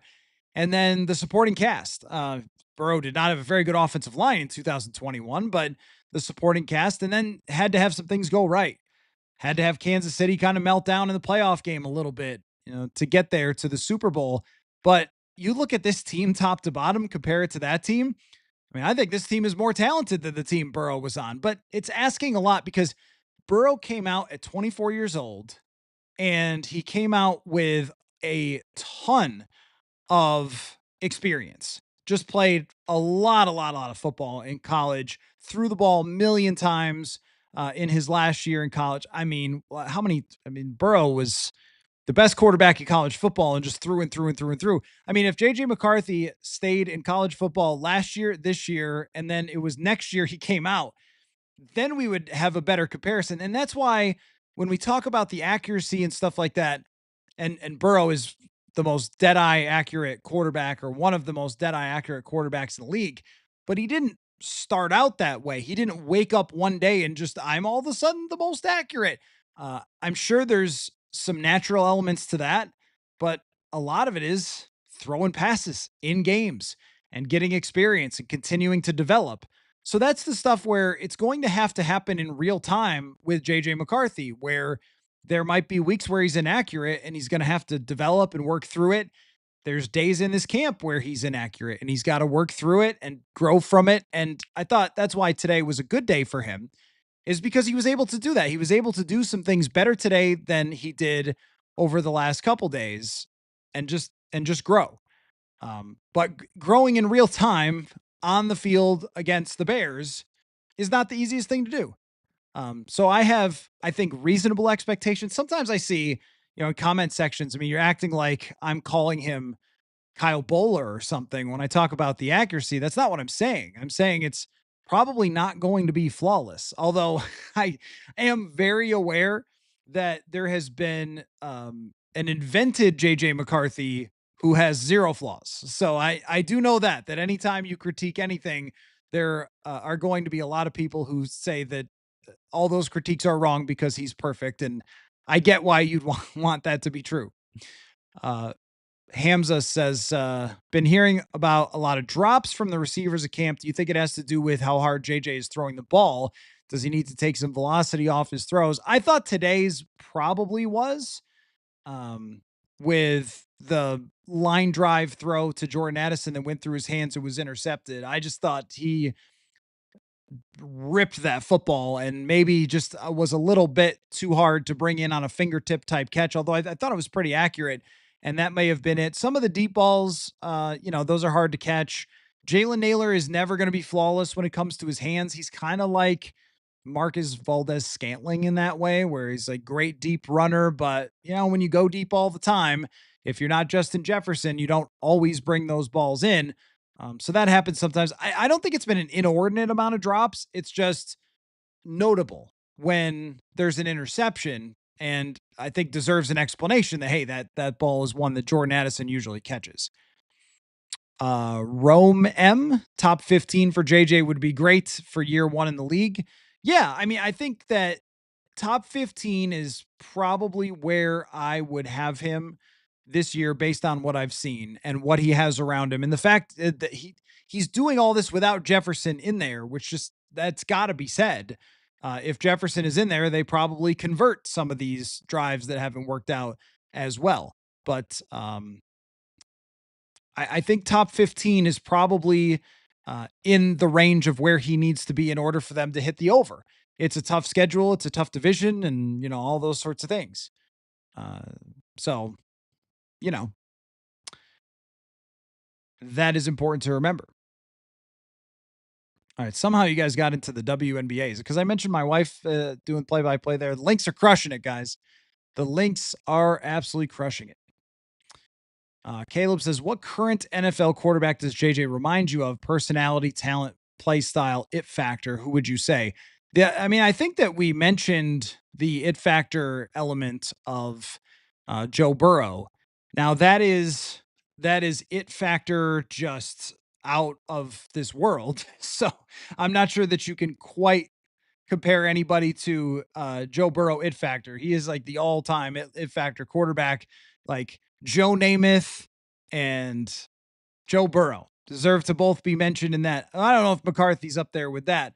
Maybe like he's more outgoing than a Justin Herbert, but I guess I can't really go there with Herbert because Herbert is a really accurate passer, but he didn't come out that way. Like Herbert came out as a guy who was just whipping the ball all over the place, and there was some concerns about that. Trying to kind of think through who I would want to compare him to because the sample size is so small of seeing him play. I mean, as far as the way he handles himself, I like the way CJ Stroud handles himself, similar to McCarthy with those two guys. But Stroud is a better thrower than McCarthy as far as his accuracy goes. Current quarterback, I don't know. TJ Hawkinson said a little bit of maybe young Matthew Stafford, but he was such a gunslinger that I don't think that that's what he's going to be. I think he's going to be much more of a keep the train on the tracks type of quarterback. And that's why, when I bring up that maybe it's like a Brock Purdy, for some reason, people don't like that. Like Brock Purdy just got a massive contract and he's got a stronger arm than him. And Purdy's a little bit more experienced and accurate.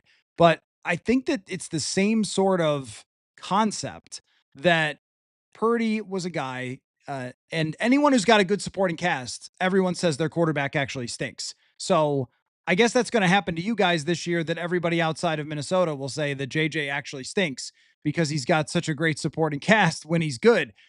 But someone like Brock Purdy, I have so much respect for his poise and his ability to run the offense and be the leader and be in command. There's no question who's in command.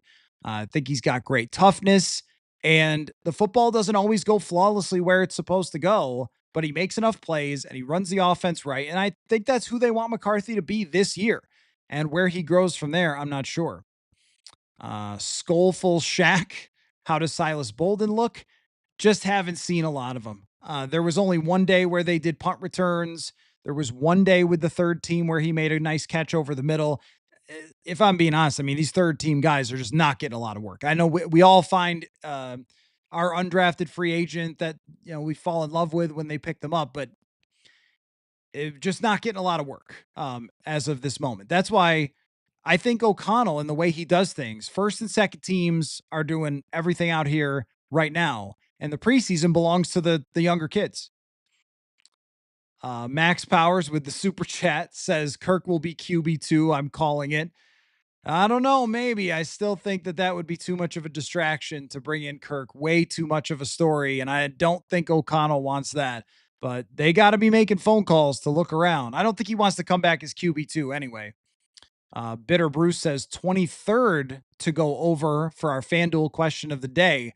How good would McCarthy have to be? Where would he have to rank to go over 8.5?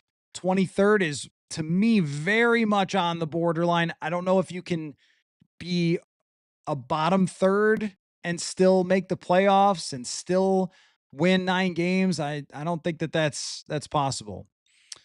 Dr. Smug says, relax. Howell just got here after the draft, brand new offense and a complicated one. He's a rookie to this. No, that goes out the window after probably about the 3rd day of training camp. I mean, if you're a quarterback in this league, you should be spending 24/7. I mean, we've seen quarterbacks go to new teams. How about Sam Bradford? Sam Bradford played 2 weeks after being acquired and had a good game and beat the Packers at US Bank Stadium.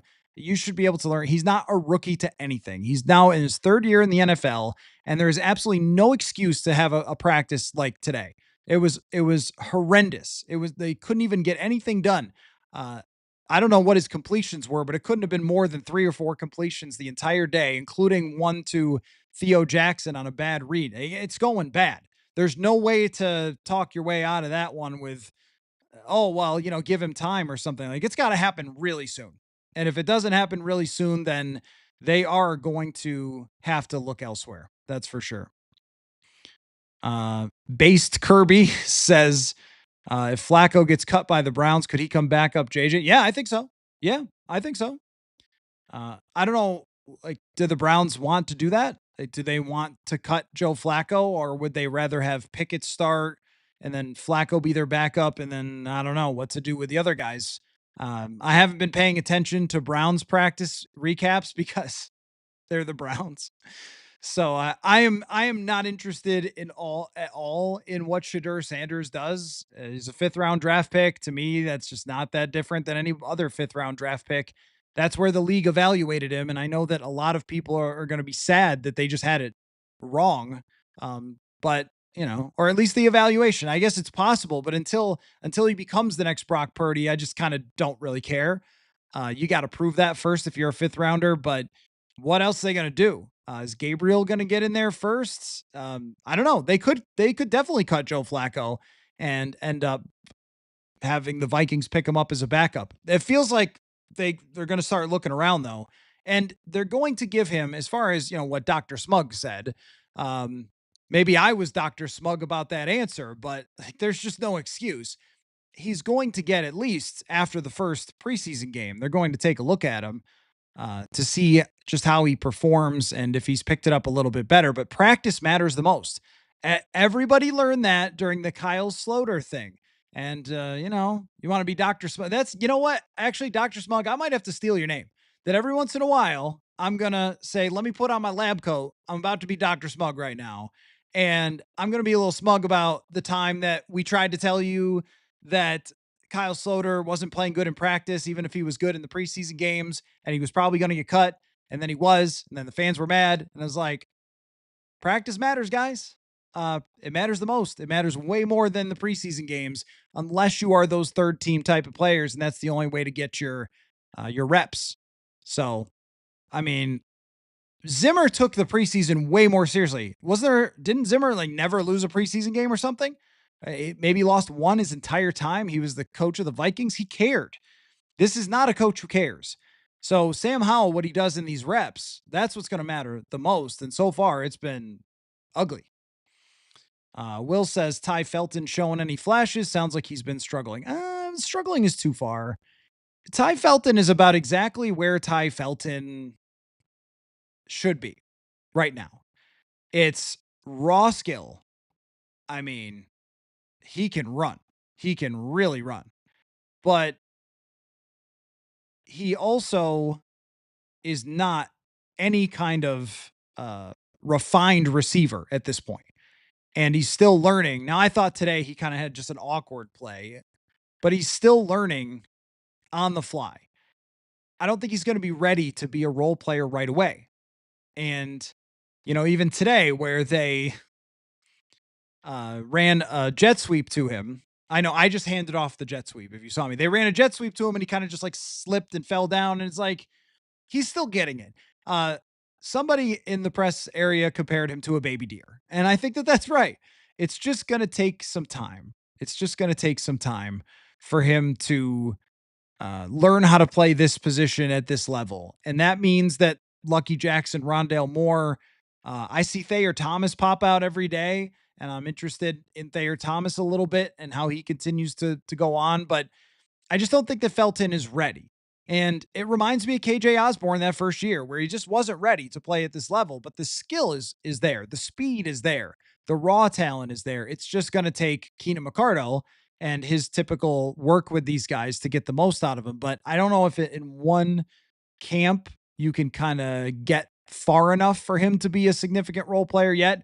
Special teams, kickoffs, make some plays on special teams and stuff like that. It reminds me actually of Levi Drake Rodriguez last year, where it's like, I see it, but it's not there yet. And it's going to take a little while. And when they draft these guys, everybody looks at their highlight reels and kind of falls in love with them and thinks of what they could be. But there's a real process that has to go on. So struggling is not as far as I would go. I would just say that there's a lot of things that he is going to have to improve on in order to be somebody that they could put in to a Jalen Naylor type of role, and they'll be looking for that probably next year. Caleb says, "What? Oh, I'm sorry, I already read that one. I meant to hit the next one, which was from Conrad. Do we need to re-sign Stephon Gilmore for our secondary? Who stood out today in the secondaries? Maya Vaughn, Okudah, etc." Who stood out specifically today? Not really sure specifically today who stood out. I mean, the comments about Okudah certainly did. Zamaya Vaughn stands out to me every day. McGlothern has before. I will still call him Dwight. That's for his friends, his nickname. But do they need to sign Stephon Gilmore? No, I don't think so right now. And that's really the point, is that you should evaluate this first. And that's what they wanted to do.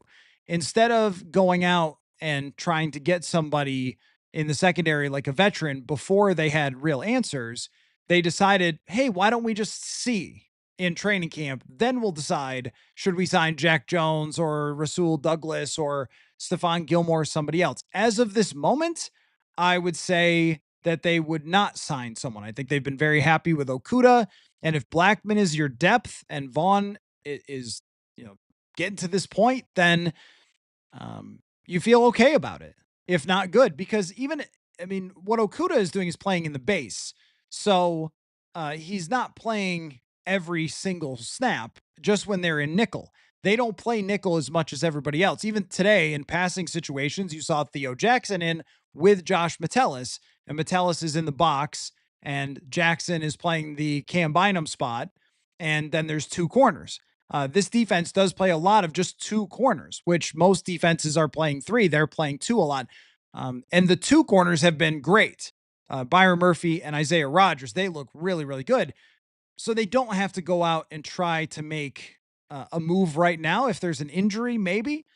But as of right now, I think that they should be pretty happy with the way that their secondary looks. Let's see. Steve says, if you've been following JJ from year one to now, then he's shown steady progress from the preseason game in 24 through spring OTAs. Yeah, I would say so. I mean, clearly there was a setback of the injury that took a while for him to get back to full speed. But when he came out at minicamp, threw the ball, checked a lot of boxes in the way that he looked, even in minicamp, looked very similar to last year, and is back up to the same size that we were impressed by, the velocity, sort of to be young, right? I get a sore calf or something and I can't jog for a week, but JJ McCarthy has massive knee surgery and then, he's back, but a year later, but back to the, full speed. Steady progress is the way that I would describe last year. And, I think you're referring actually to last spring, from the OTAs into training camp last year. Yeah. When he first got here, that's really it. And that's one of the things about being confident about JJ McCarthy, that you never really know. So coming out of college, there were these sort of camps. And in 2024, I went to the combine and I asked people, everybody I ran into, hey, how do you feel about McCarthy? How do you feel about McCarthy? And people were in camps. Some people I talked to said, game manager. I remember talking to a former NFL head coach who said, looks like a game manager to me. Can you really win a Super Bowl with a game manager? And I'm like, well, okay, that's fair. That's fair based on how he played in Michigan. And there were other people who were convinced that he was the next Joe Montana. Oh, he's amazing. He's incredible. He's unbelievable, all that sort of stuff. And what nobody knew, whether it was the uh, haters, if you will, the doubters, or the people who were fully convinced, what nobody really would know until he gets here is how he's going to handle coaching and how he's going to handle adversity, which he certainly went through with the injury, but he's definitely going through even in practice. From a practice to practice, you're seeing like that was a really tough rep. And I think what O'Connell was saying is there's a thing in chess called being tilted. It's like when you lose a bad game and then playing the next game like an idiot because you're trying to just checkmate the other person and you're just mad. So I think his point from that earlier clip was that you can't get tilted. Like you can't get mad because the defense is winning and I'm sure they're talking trash and everything else, which probably gets old when you've lost, a bunch of reps that day. So he's learning to go through those things and then making progress after that. It is extremely important. How did the tight ends look? I mean, Josh Oliver, man, I'd put him on any football team, any era, anytime, anywhere. Backyard football on Thanksgiving Day, 1940s where you couldn't throw the ball forward yet, 60s where there were just fist fights and I think I saw in NFL films that in the 50s, they actually put mattresses on the side of the field for people to fall into as they were being pushed. Like it was that crazy and violent. Any era, anytime. Josh Oliver is on my football team. He's looked great. I mean, honestly, he's looked great. He makes catches. He's blocking people. Hawkinson looks back to full speed. I think that's important. Hawkinson has looked like he had a full offseason and has the burst. That was missing a little bit. I'm sure that he wouldn't say that in front of any TV cameras, but if you asked him, he might say, yeah, I never fully got back that quickness where he can get open, but he's open a lot in practice and he's made quite a few plays. In this ideal JJ McCarthy world, he leans on Hawkinson, and I think we've seen that so far. RA, thank you again for the super chat. The Pope is not a Bears fan. He is a God chant skull, or he and God. Oh, he and God. I get it. He and God chant skull. Okay, yeah. I think the Pope actually is a Bears fan, but that must be like I don't want to go out of line with a religious joke, but like, isn't there a thing with like the guilt or self scrutiny in certain religions, and maybe he's doing it as sort of a test of will, and pushing himself to bounds with the Bears that are inhumane to prove his dedication. I don't know, something like that. I'm going to move on quickly before I get into an area that I am not safe. Frank says, my point on Howell is that Seattle had Drew Lock in 2023, watched him play miserably in New York, and Howell, all of 24, preferred Lock to Howell in 25. The only thing I could say is that for Sam Howell in Washington, he had a run of a handful of games where he was really, really good. And that was it. The rest of his games have been really bad. He took a ton of sacks. He threw a ton of interceptions. And I think we see why. There's just a lot of mistakes that are being made.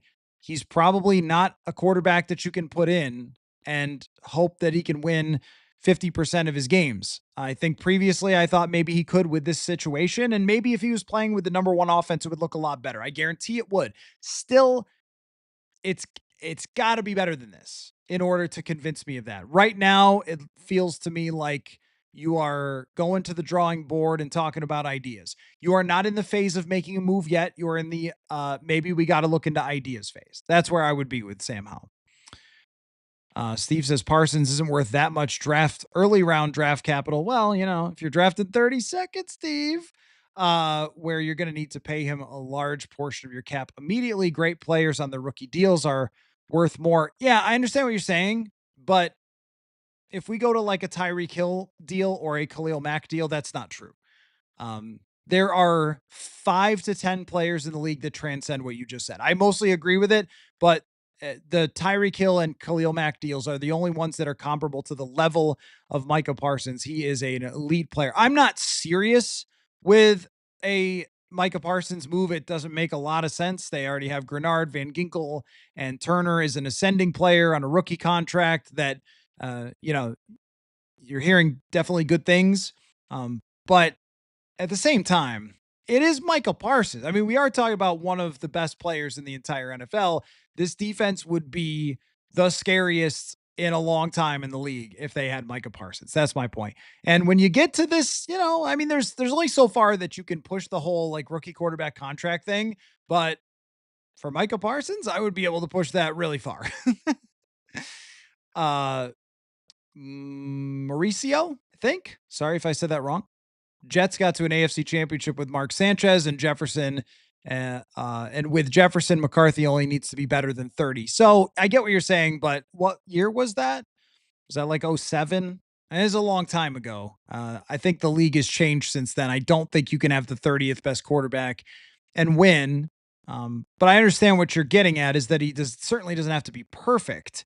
Uh, but I think he's got to be better than Mark Sanchez, unless they get Micah Parsons on their because remember, I mean, those defenses were sick for Rex Ryan. I mean, they weren't defenses we're talking about top 5. I mean, they were like the nastiest defenses in the league. And I mean, look, the Vikings could do that. They could get the 30th best quarterback play and eke their way into the playoffs and then upset some people because of their defense. That's not a very good road to try to take. I think the lowest possible answer for the FanDuel question of the day is probably what would you have said Teddy Bridgewater was in 15? He was probably, or even Bo Nix last year, probably 18th best is as low as I would want to go. I mean, you need to have good quarterback play, at least good, and at least clutch quarterback play.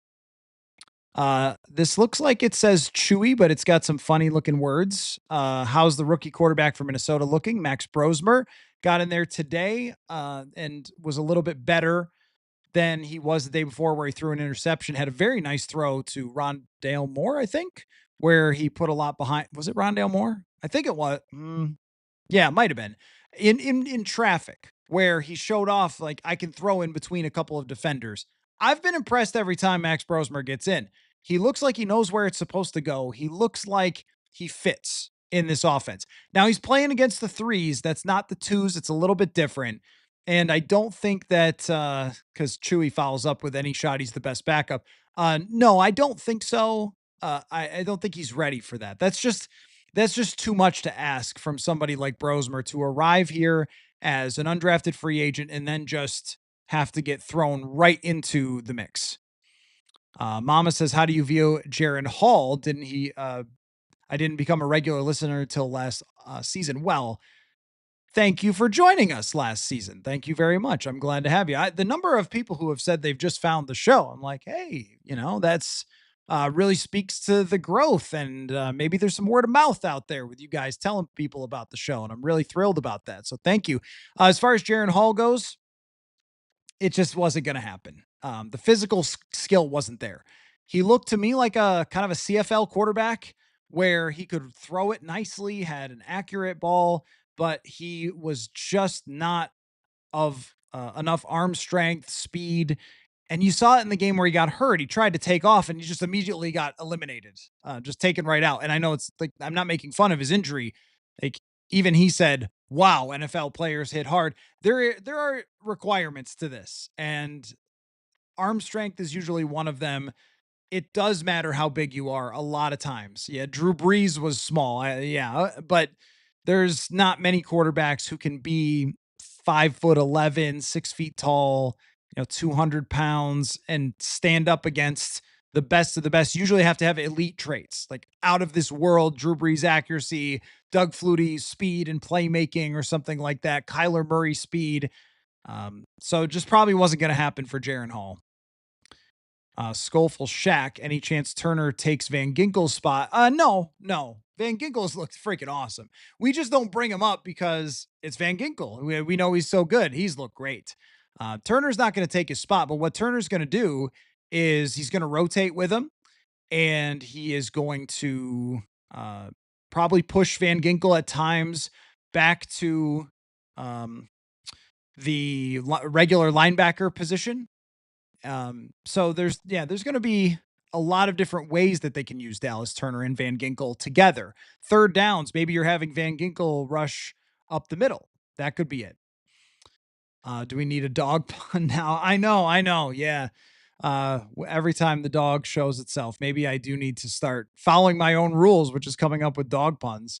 Well, Sam Howell's in the dog house, guys, after the last couple of games, certainly on this podcast. And, somebody else mentioned like there's other recaps you can read if you don't believe me for anybody defending Sam Howell's performance. It's very possible that it could get better. It could click in. It could improve. It's just that when you can't even complete passes, you can't even run plays, it's not really helping them develop a lot of guys or prepare a lot of guys. Desmond says, how do you feel about our run game with the new roster? I feel really good. I feel really good about where the run game is right now. And the offensive line is a big part of it, but I really think Jordan Mason is the key here. Much respect to Cam Akers, who has a big heart and tries like crazy, and was pretty good last year at times. You couldn't run Cam Akers 25 times in a game if it was working. I mean, he was probably like a 8 carry type of guy. Jordan Mason, you could use all day long if you needed to. And the offensive line is a different beast. I mean, you heard me with Christian Darrisaw sort of mention to him, like, did it feel good to move your first body? And because the first snap Darrisaw took, he grabbed Tyrion Ingram Dawkins and just was like, nope, you are out of the club, my friend, to use Jeremiah Searles language. Like, I am tossing you out the club. And it was like, oh yeah, Christian Darrisaw is probably the top 3 run blocking left tackle in the entire league. So that's going to be better for them. And then Donovan Jackson, I think in the run game has looked good. The pass protection, he has been welcome to the NFL repeatedly, but he's playing really great players. I thought today, I saw something for Donovan Jackson. Did I mention this already? I saw something from Donovan Jackson that I liked today, even though it was a loss. Javon Hargrave got underneath his pads and just shoved him back into the quarterback, but he battled the whole way. I mean, he was fighting the whole way and trying to anchor and trying everything he could. Hargrave's just unbelievable at football, but um, he's fighting out there. And I think in the run game, he's very confident in doing that. Son of Beavers, has Ty Chandler looked good? I think so. I mean, but the thing about Ty Chandler is he's just so freaking fast. He is crazy fast, has crazy burst. So he's going to look good in a scenario like this. But how he deals with all the complexities of the offense is really the difference maker. And that's kind of a Kevin O'Connell and Josh McCown and Wes Phillips thing. Very hard to figure that out from here. Rex Grossman went to the Super Bowl. He sure did. And that was a long time ago. And so did Trent Dilfer. And that was a long time ago. The quarterbacks who have gone to the Super Bowl recently in the NFC have something in common with JJ McCarthy, though. They had great teams. They had great supporting casts. They had great receivers. Remember once upon a time where defenses were kind of dominating in the NFL, except for Brady and Manning. And people were talking about how, well, Moss never won a Super Bowl, so you should really not get receivers. And I think we haven't heard that argument in a while because most of the teams that go to the Super Bowl now, they're just complete teams. There's no quarterback in the NFC that's just running over everybody into the Super Bowl. Maybe that'll be Jaden Daniels. I don't know. But until then, it's really about who's got the best roster, the most complete team. And JJ McCarthy has that. Is it on par with the 23 49ers? I mean, it's close. It's close. Is it on par with Philly last year and their team? It's close. Like, I think the Eagles last year had a better offensive line. Saquon Barkley had an all-time season, but it's close. It's not crazy far away when you add Justin Jefferson to the mix. AJ Brown is phenomenal, but you could see the comparisons of where you just have to do your job as a quarterback as opposed to being Superman, which is kind of the case like in Buffalo, for example. Hunter says JJ reminds me of Jeff George, not current. Well, of course, Jeff George is like 60, but I'm not seeing that. Jeff George was a walks to the beat of his own drum guy, could be contentious with franchises and coaches. That's not McCarthy. And as far as his play, no way he's close on the arm. No way. And he's way better on the decision making.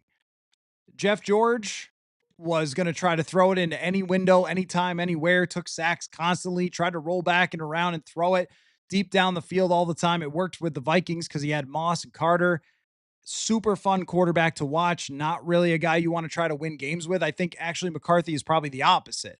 Um, that he is going to be more of like, oh, well, they won a game on 18 for 27 passing for 210 yards and no turnovers and 1 sack, and they just did a good job, like, and won the game. So, right, like that's not what you saw with Jeff George. Jeff George is like, he's going to throw for 390 and 4 touchdowns, or he's going to throw for 140 and 4 interceptions. And those are the only two outlooks for Jeff George. But as far as entertainment value, is one of the most fun quarterbacks to watch ever. So I'm not seeing that, and definitely not from the arm strength. He's got arm strength, but Jeff George, we're talking about like top 5 arm strength in history. I don't think it's quite that. Malkill says, is Donovan Jackson looking comfortable out there? Appreciate the extensive answer or extensive coverage. Oh, no, you're welcome. And I appreciate you. Hey, Malkill's one of those guys, and there are a lot of you out there that I'd be doing this June 28th, and you guys are here having the conversation. So there are those among us that enjoy football as much as I do, and I appreciate you for that. As far as Donovan Jackson, yeah, I think so. I think he hasn't looked wildly out of place.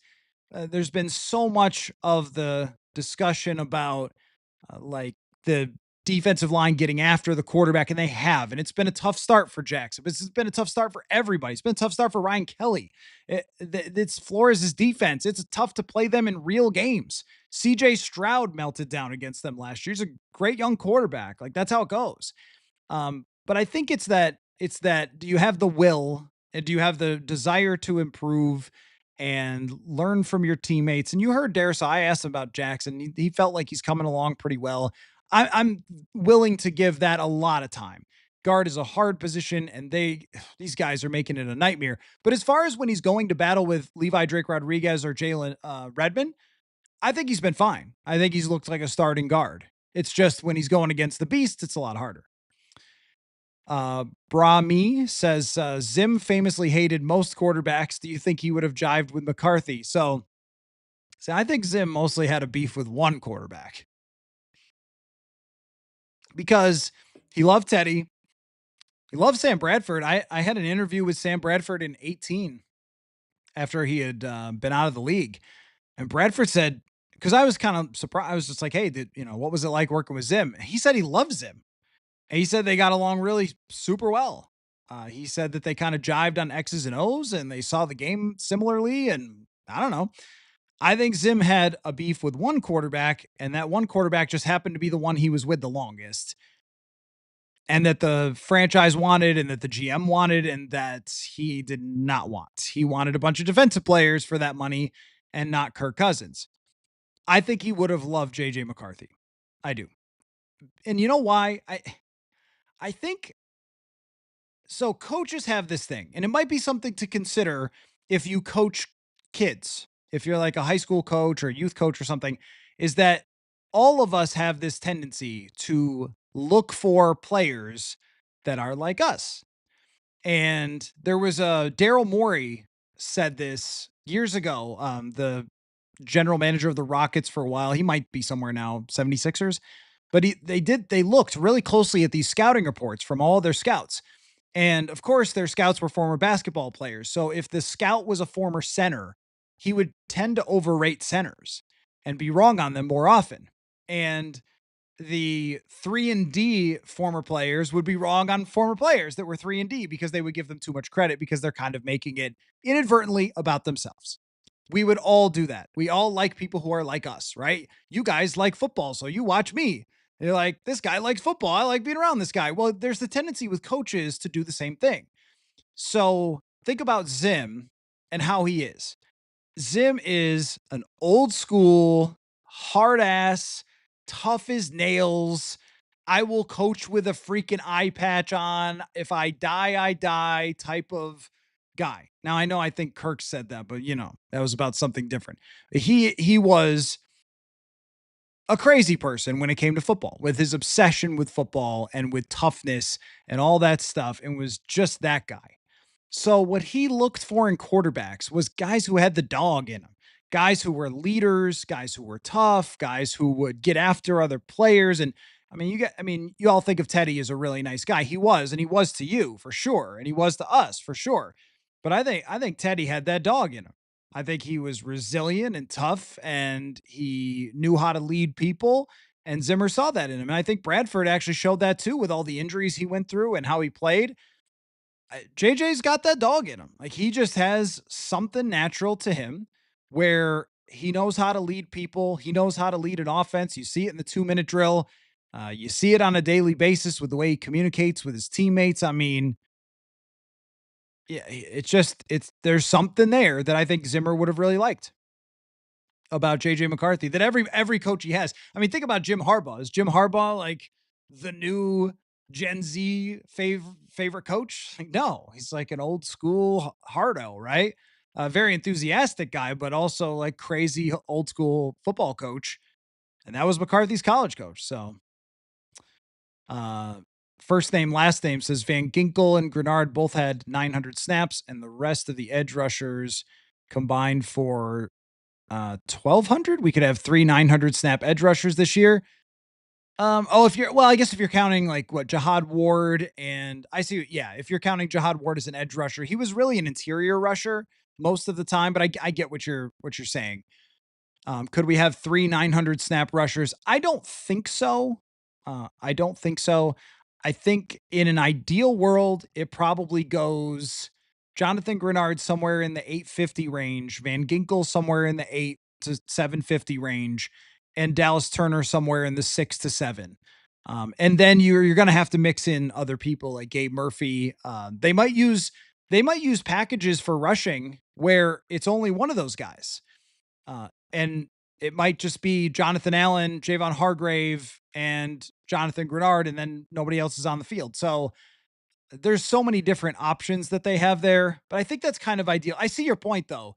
There is a lot of snaps to get allocated here. So maybe like Flores, one thing we know about Flores is he's going to push the limits on snap counts. We do know that. Because he's done that with Harrison Smith, where every year they say, we'd like to get Harrison off the field sometimes. And no, we ain't doing that. So you know what? You might be right. They might push it pretty hard on that. I don't think they necessarily really want to. Delton says, what kind of wrinkles do you see in the defensive formation, in particular with Hargrave and Allen being in there? That it's in training camp, they just don't do that because you have all these fans that are there taking videos in the stands, and they're not going to show anything until those folks are gone. But the thing is that they're running all their base stuff, and that means that like they're adding those blitzes as part of their base packages, and they're getting those fundamentals down of the scheme. And then what you're talking about, formations, that's where it's going to be something that comes after practices are closed, probably to us as well, because they don't want us going out and telling the Bears where they're going to line up people. But, Hargrave and Allen, I think, are going to be traditional 3-4 D end type of alignment a lot, except for on third down. And that's where it could get weird. You could see Allen moving to the outside to D end and lining up Grenard somewhere else, running stunts or games or something like that. I mean, there's a lot of different options there for them on defense. Will says, completely hypothetical, would you trade McCarthy for Jordan Love straight up if they were both on rookie deals? Over the offseason, what I started calling these, Will, was the JJ McCarthy trap questions, because it's like, would you trade McCarthy for Caleb Williams straight up today? It's like, well, I mean, there's an argument for that, but I'm not going to say yes and then have everyone yell at me. Right. McCarthy, I think, was a better prospect coming out. We have a sample size on Love, but if he was on a rookie deal, that's the thing.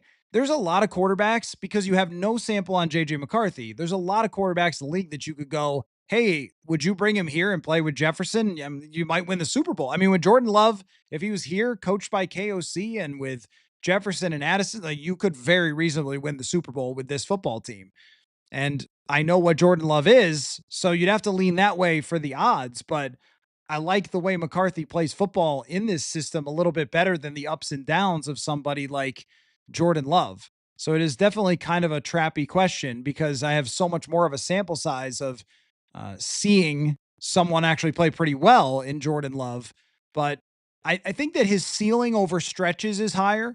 I think that over seasons, JJ McCarthy has a chance to be more consistent than Jordan Love. But when it's against any player you've already seen, it's probably better to just pick the player that you've got the sample and you can work with.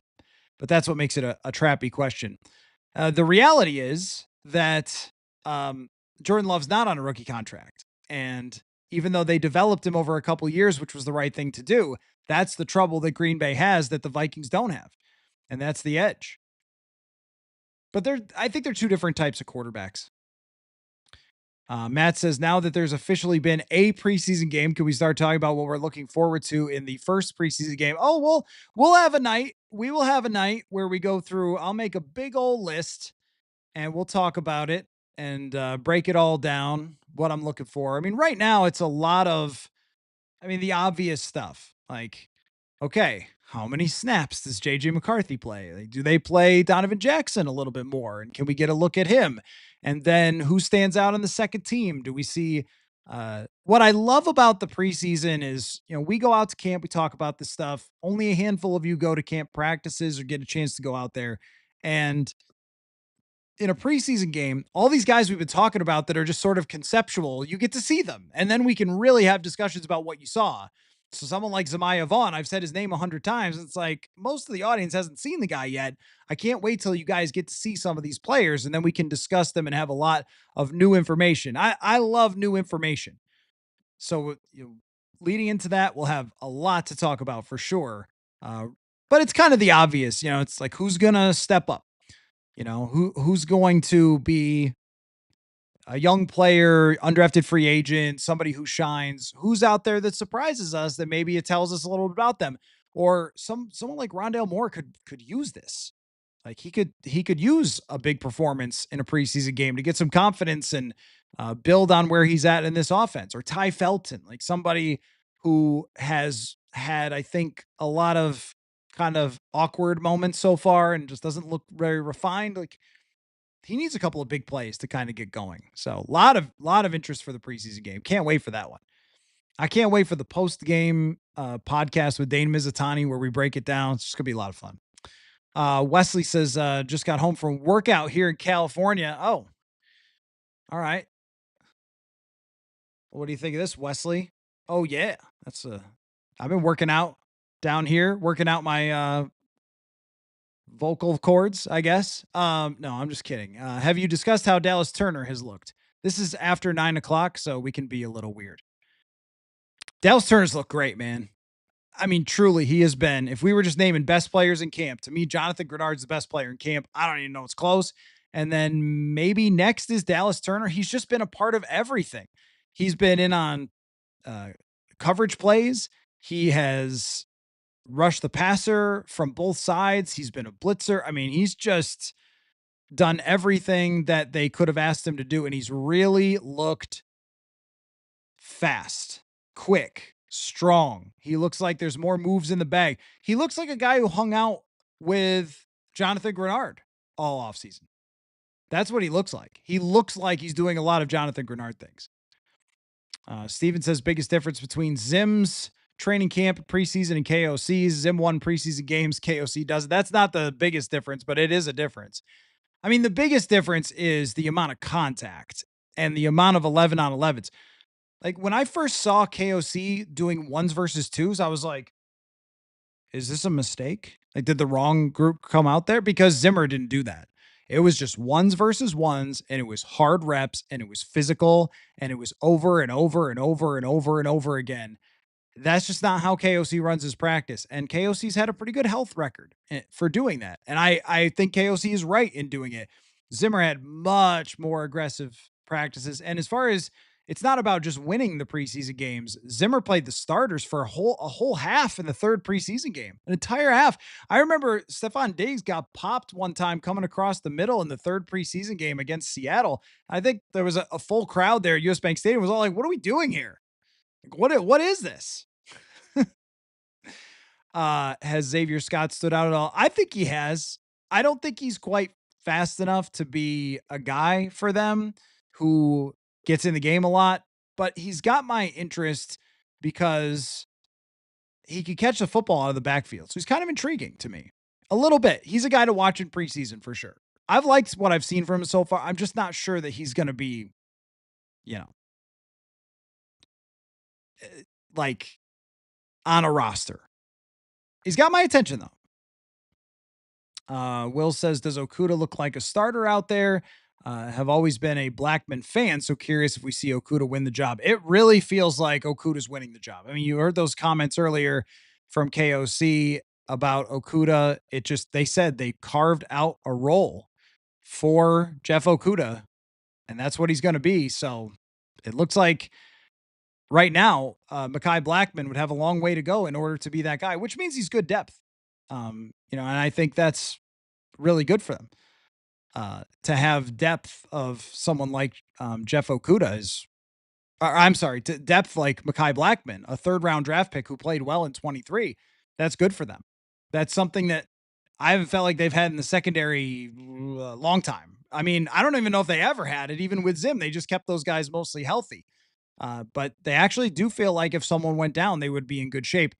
I just think right now it seems like they are very much on the Okudah train. We'll see if that actually comes to fruition or if it's kind of just talk. But normally KOC has a lot of positive things to say about people, but there's degrees of that. And after now year 4 of listening to his press conferences, you can kind of feel, was that like a real thing? Or was that kind of just, hey, he needs to keep working? And that was a real thing. His comment today on Okudah. All right. Anyway, great stuff again, guys, tonight. Really, really fun conversation. And guess what? We got, what do we got? Like 4 days in a row here of practices, which means live shows every night. And how about this? A conversation with Kevin Seifert of ESPN will be on the YouTube page tomorrow. So make sure you keep an eye out for that. It's a really good discussion inside TCO Performance Center today. And we'll be running that on the YouTube page later. So great stuff, everybody. Thank you so much for all of your time and participation. I hope to see you all back. Well, let's see. Tomorrow is a regular practice, I think. And so is Sunday. And then Monday, I think, is the night. Yeah, Monday is the night practice. No, okay. So I think Sunday, if I had to guess, I think Sunday's probably going to be a walkthrough. That may be a day where we don't do this on Sunday if it's a walkthrough because there's nothing to say new. So definitely tomorrow. And then Monday night after the night practice, I usually get done out of TCO, run back home, jump on live, and we'll do after dark football talk. We'll break down the night practice and we'll have a lot of fun there. So again, thank you so much for everybody watching and listening, and we will see y'all tomorrow night. Football.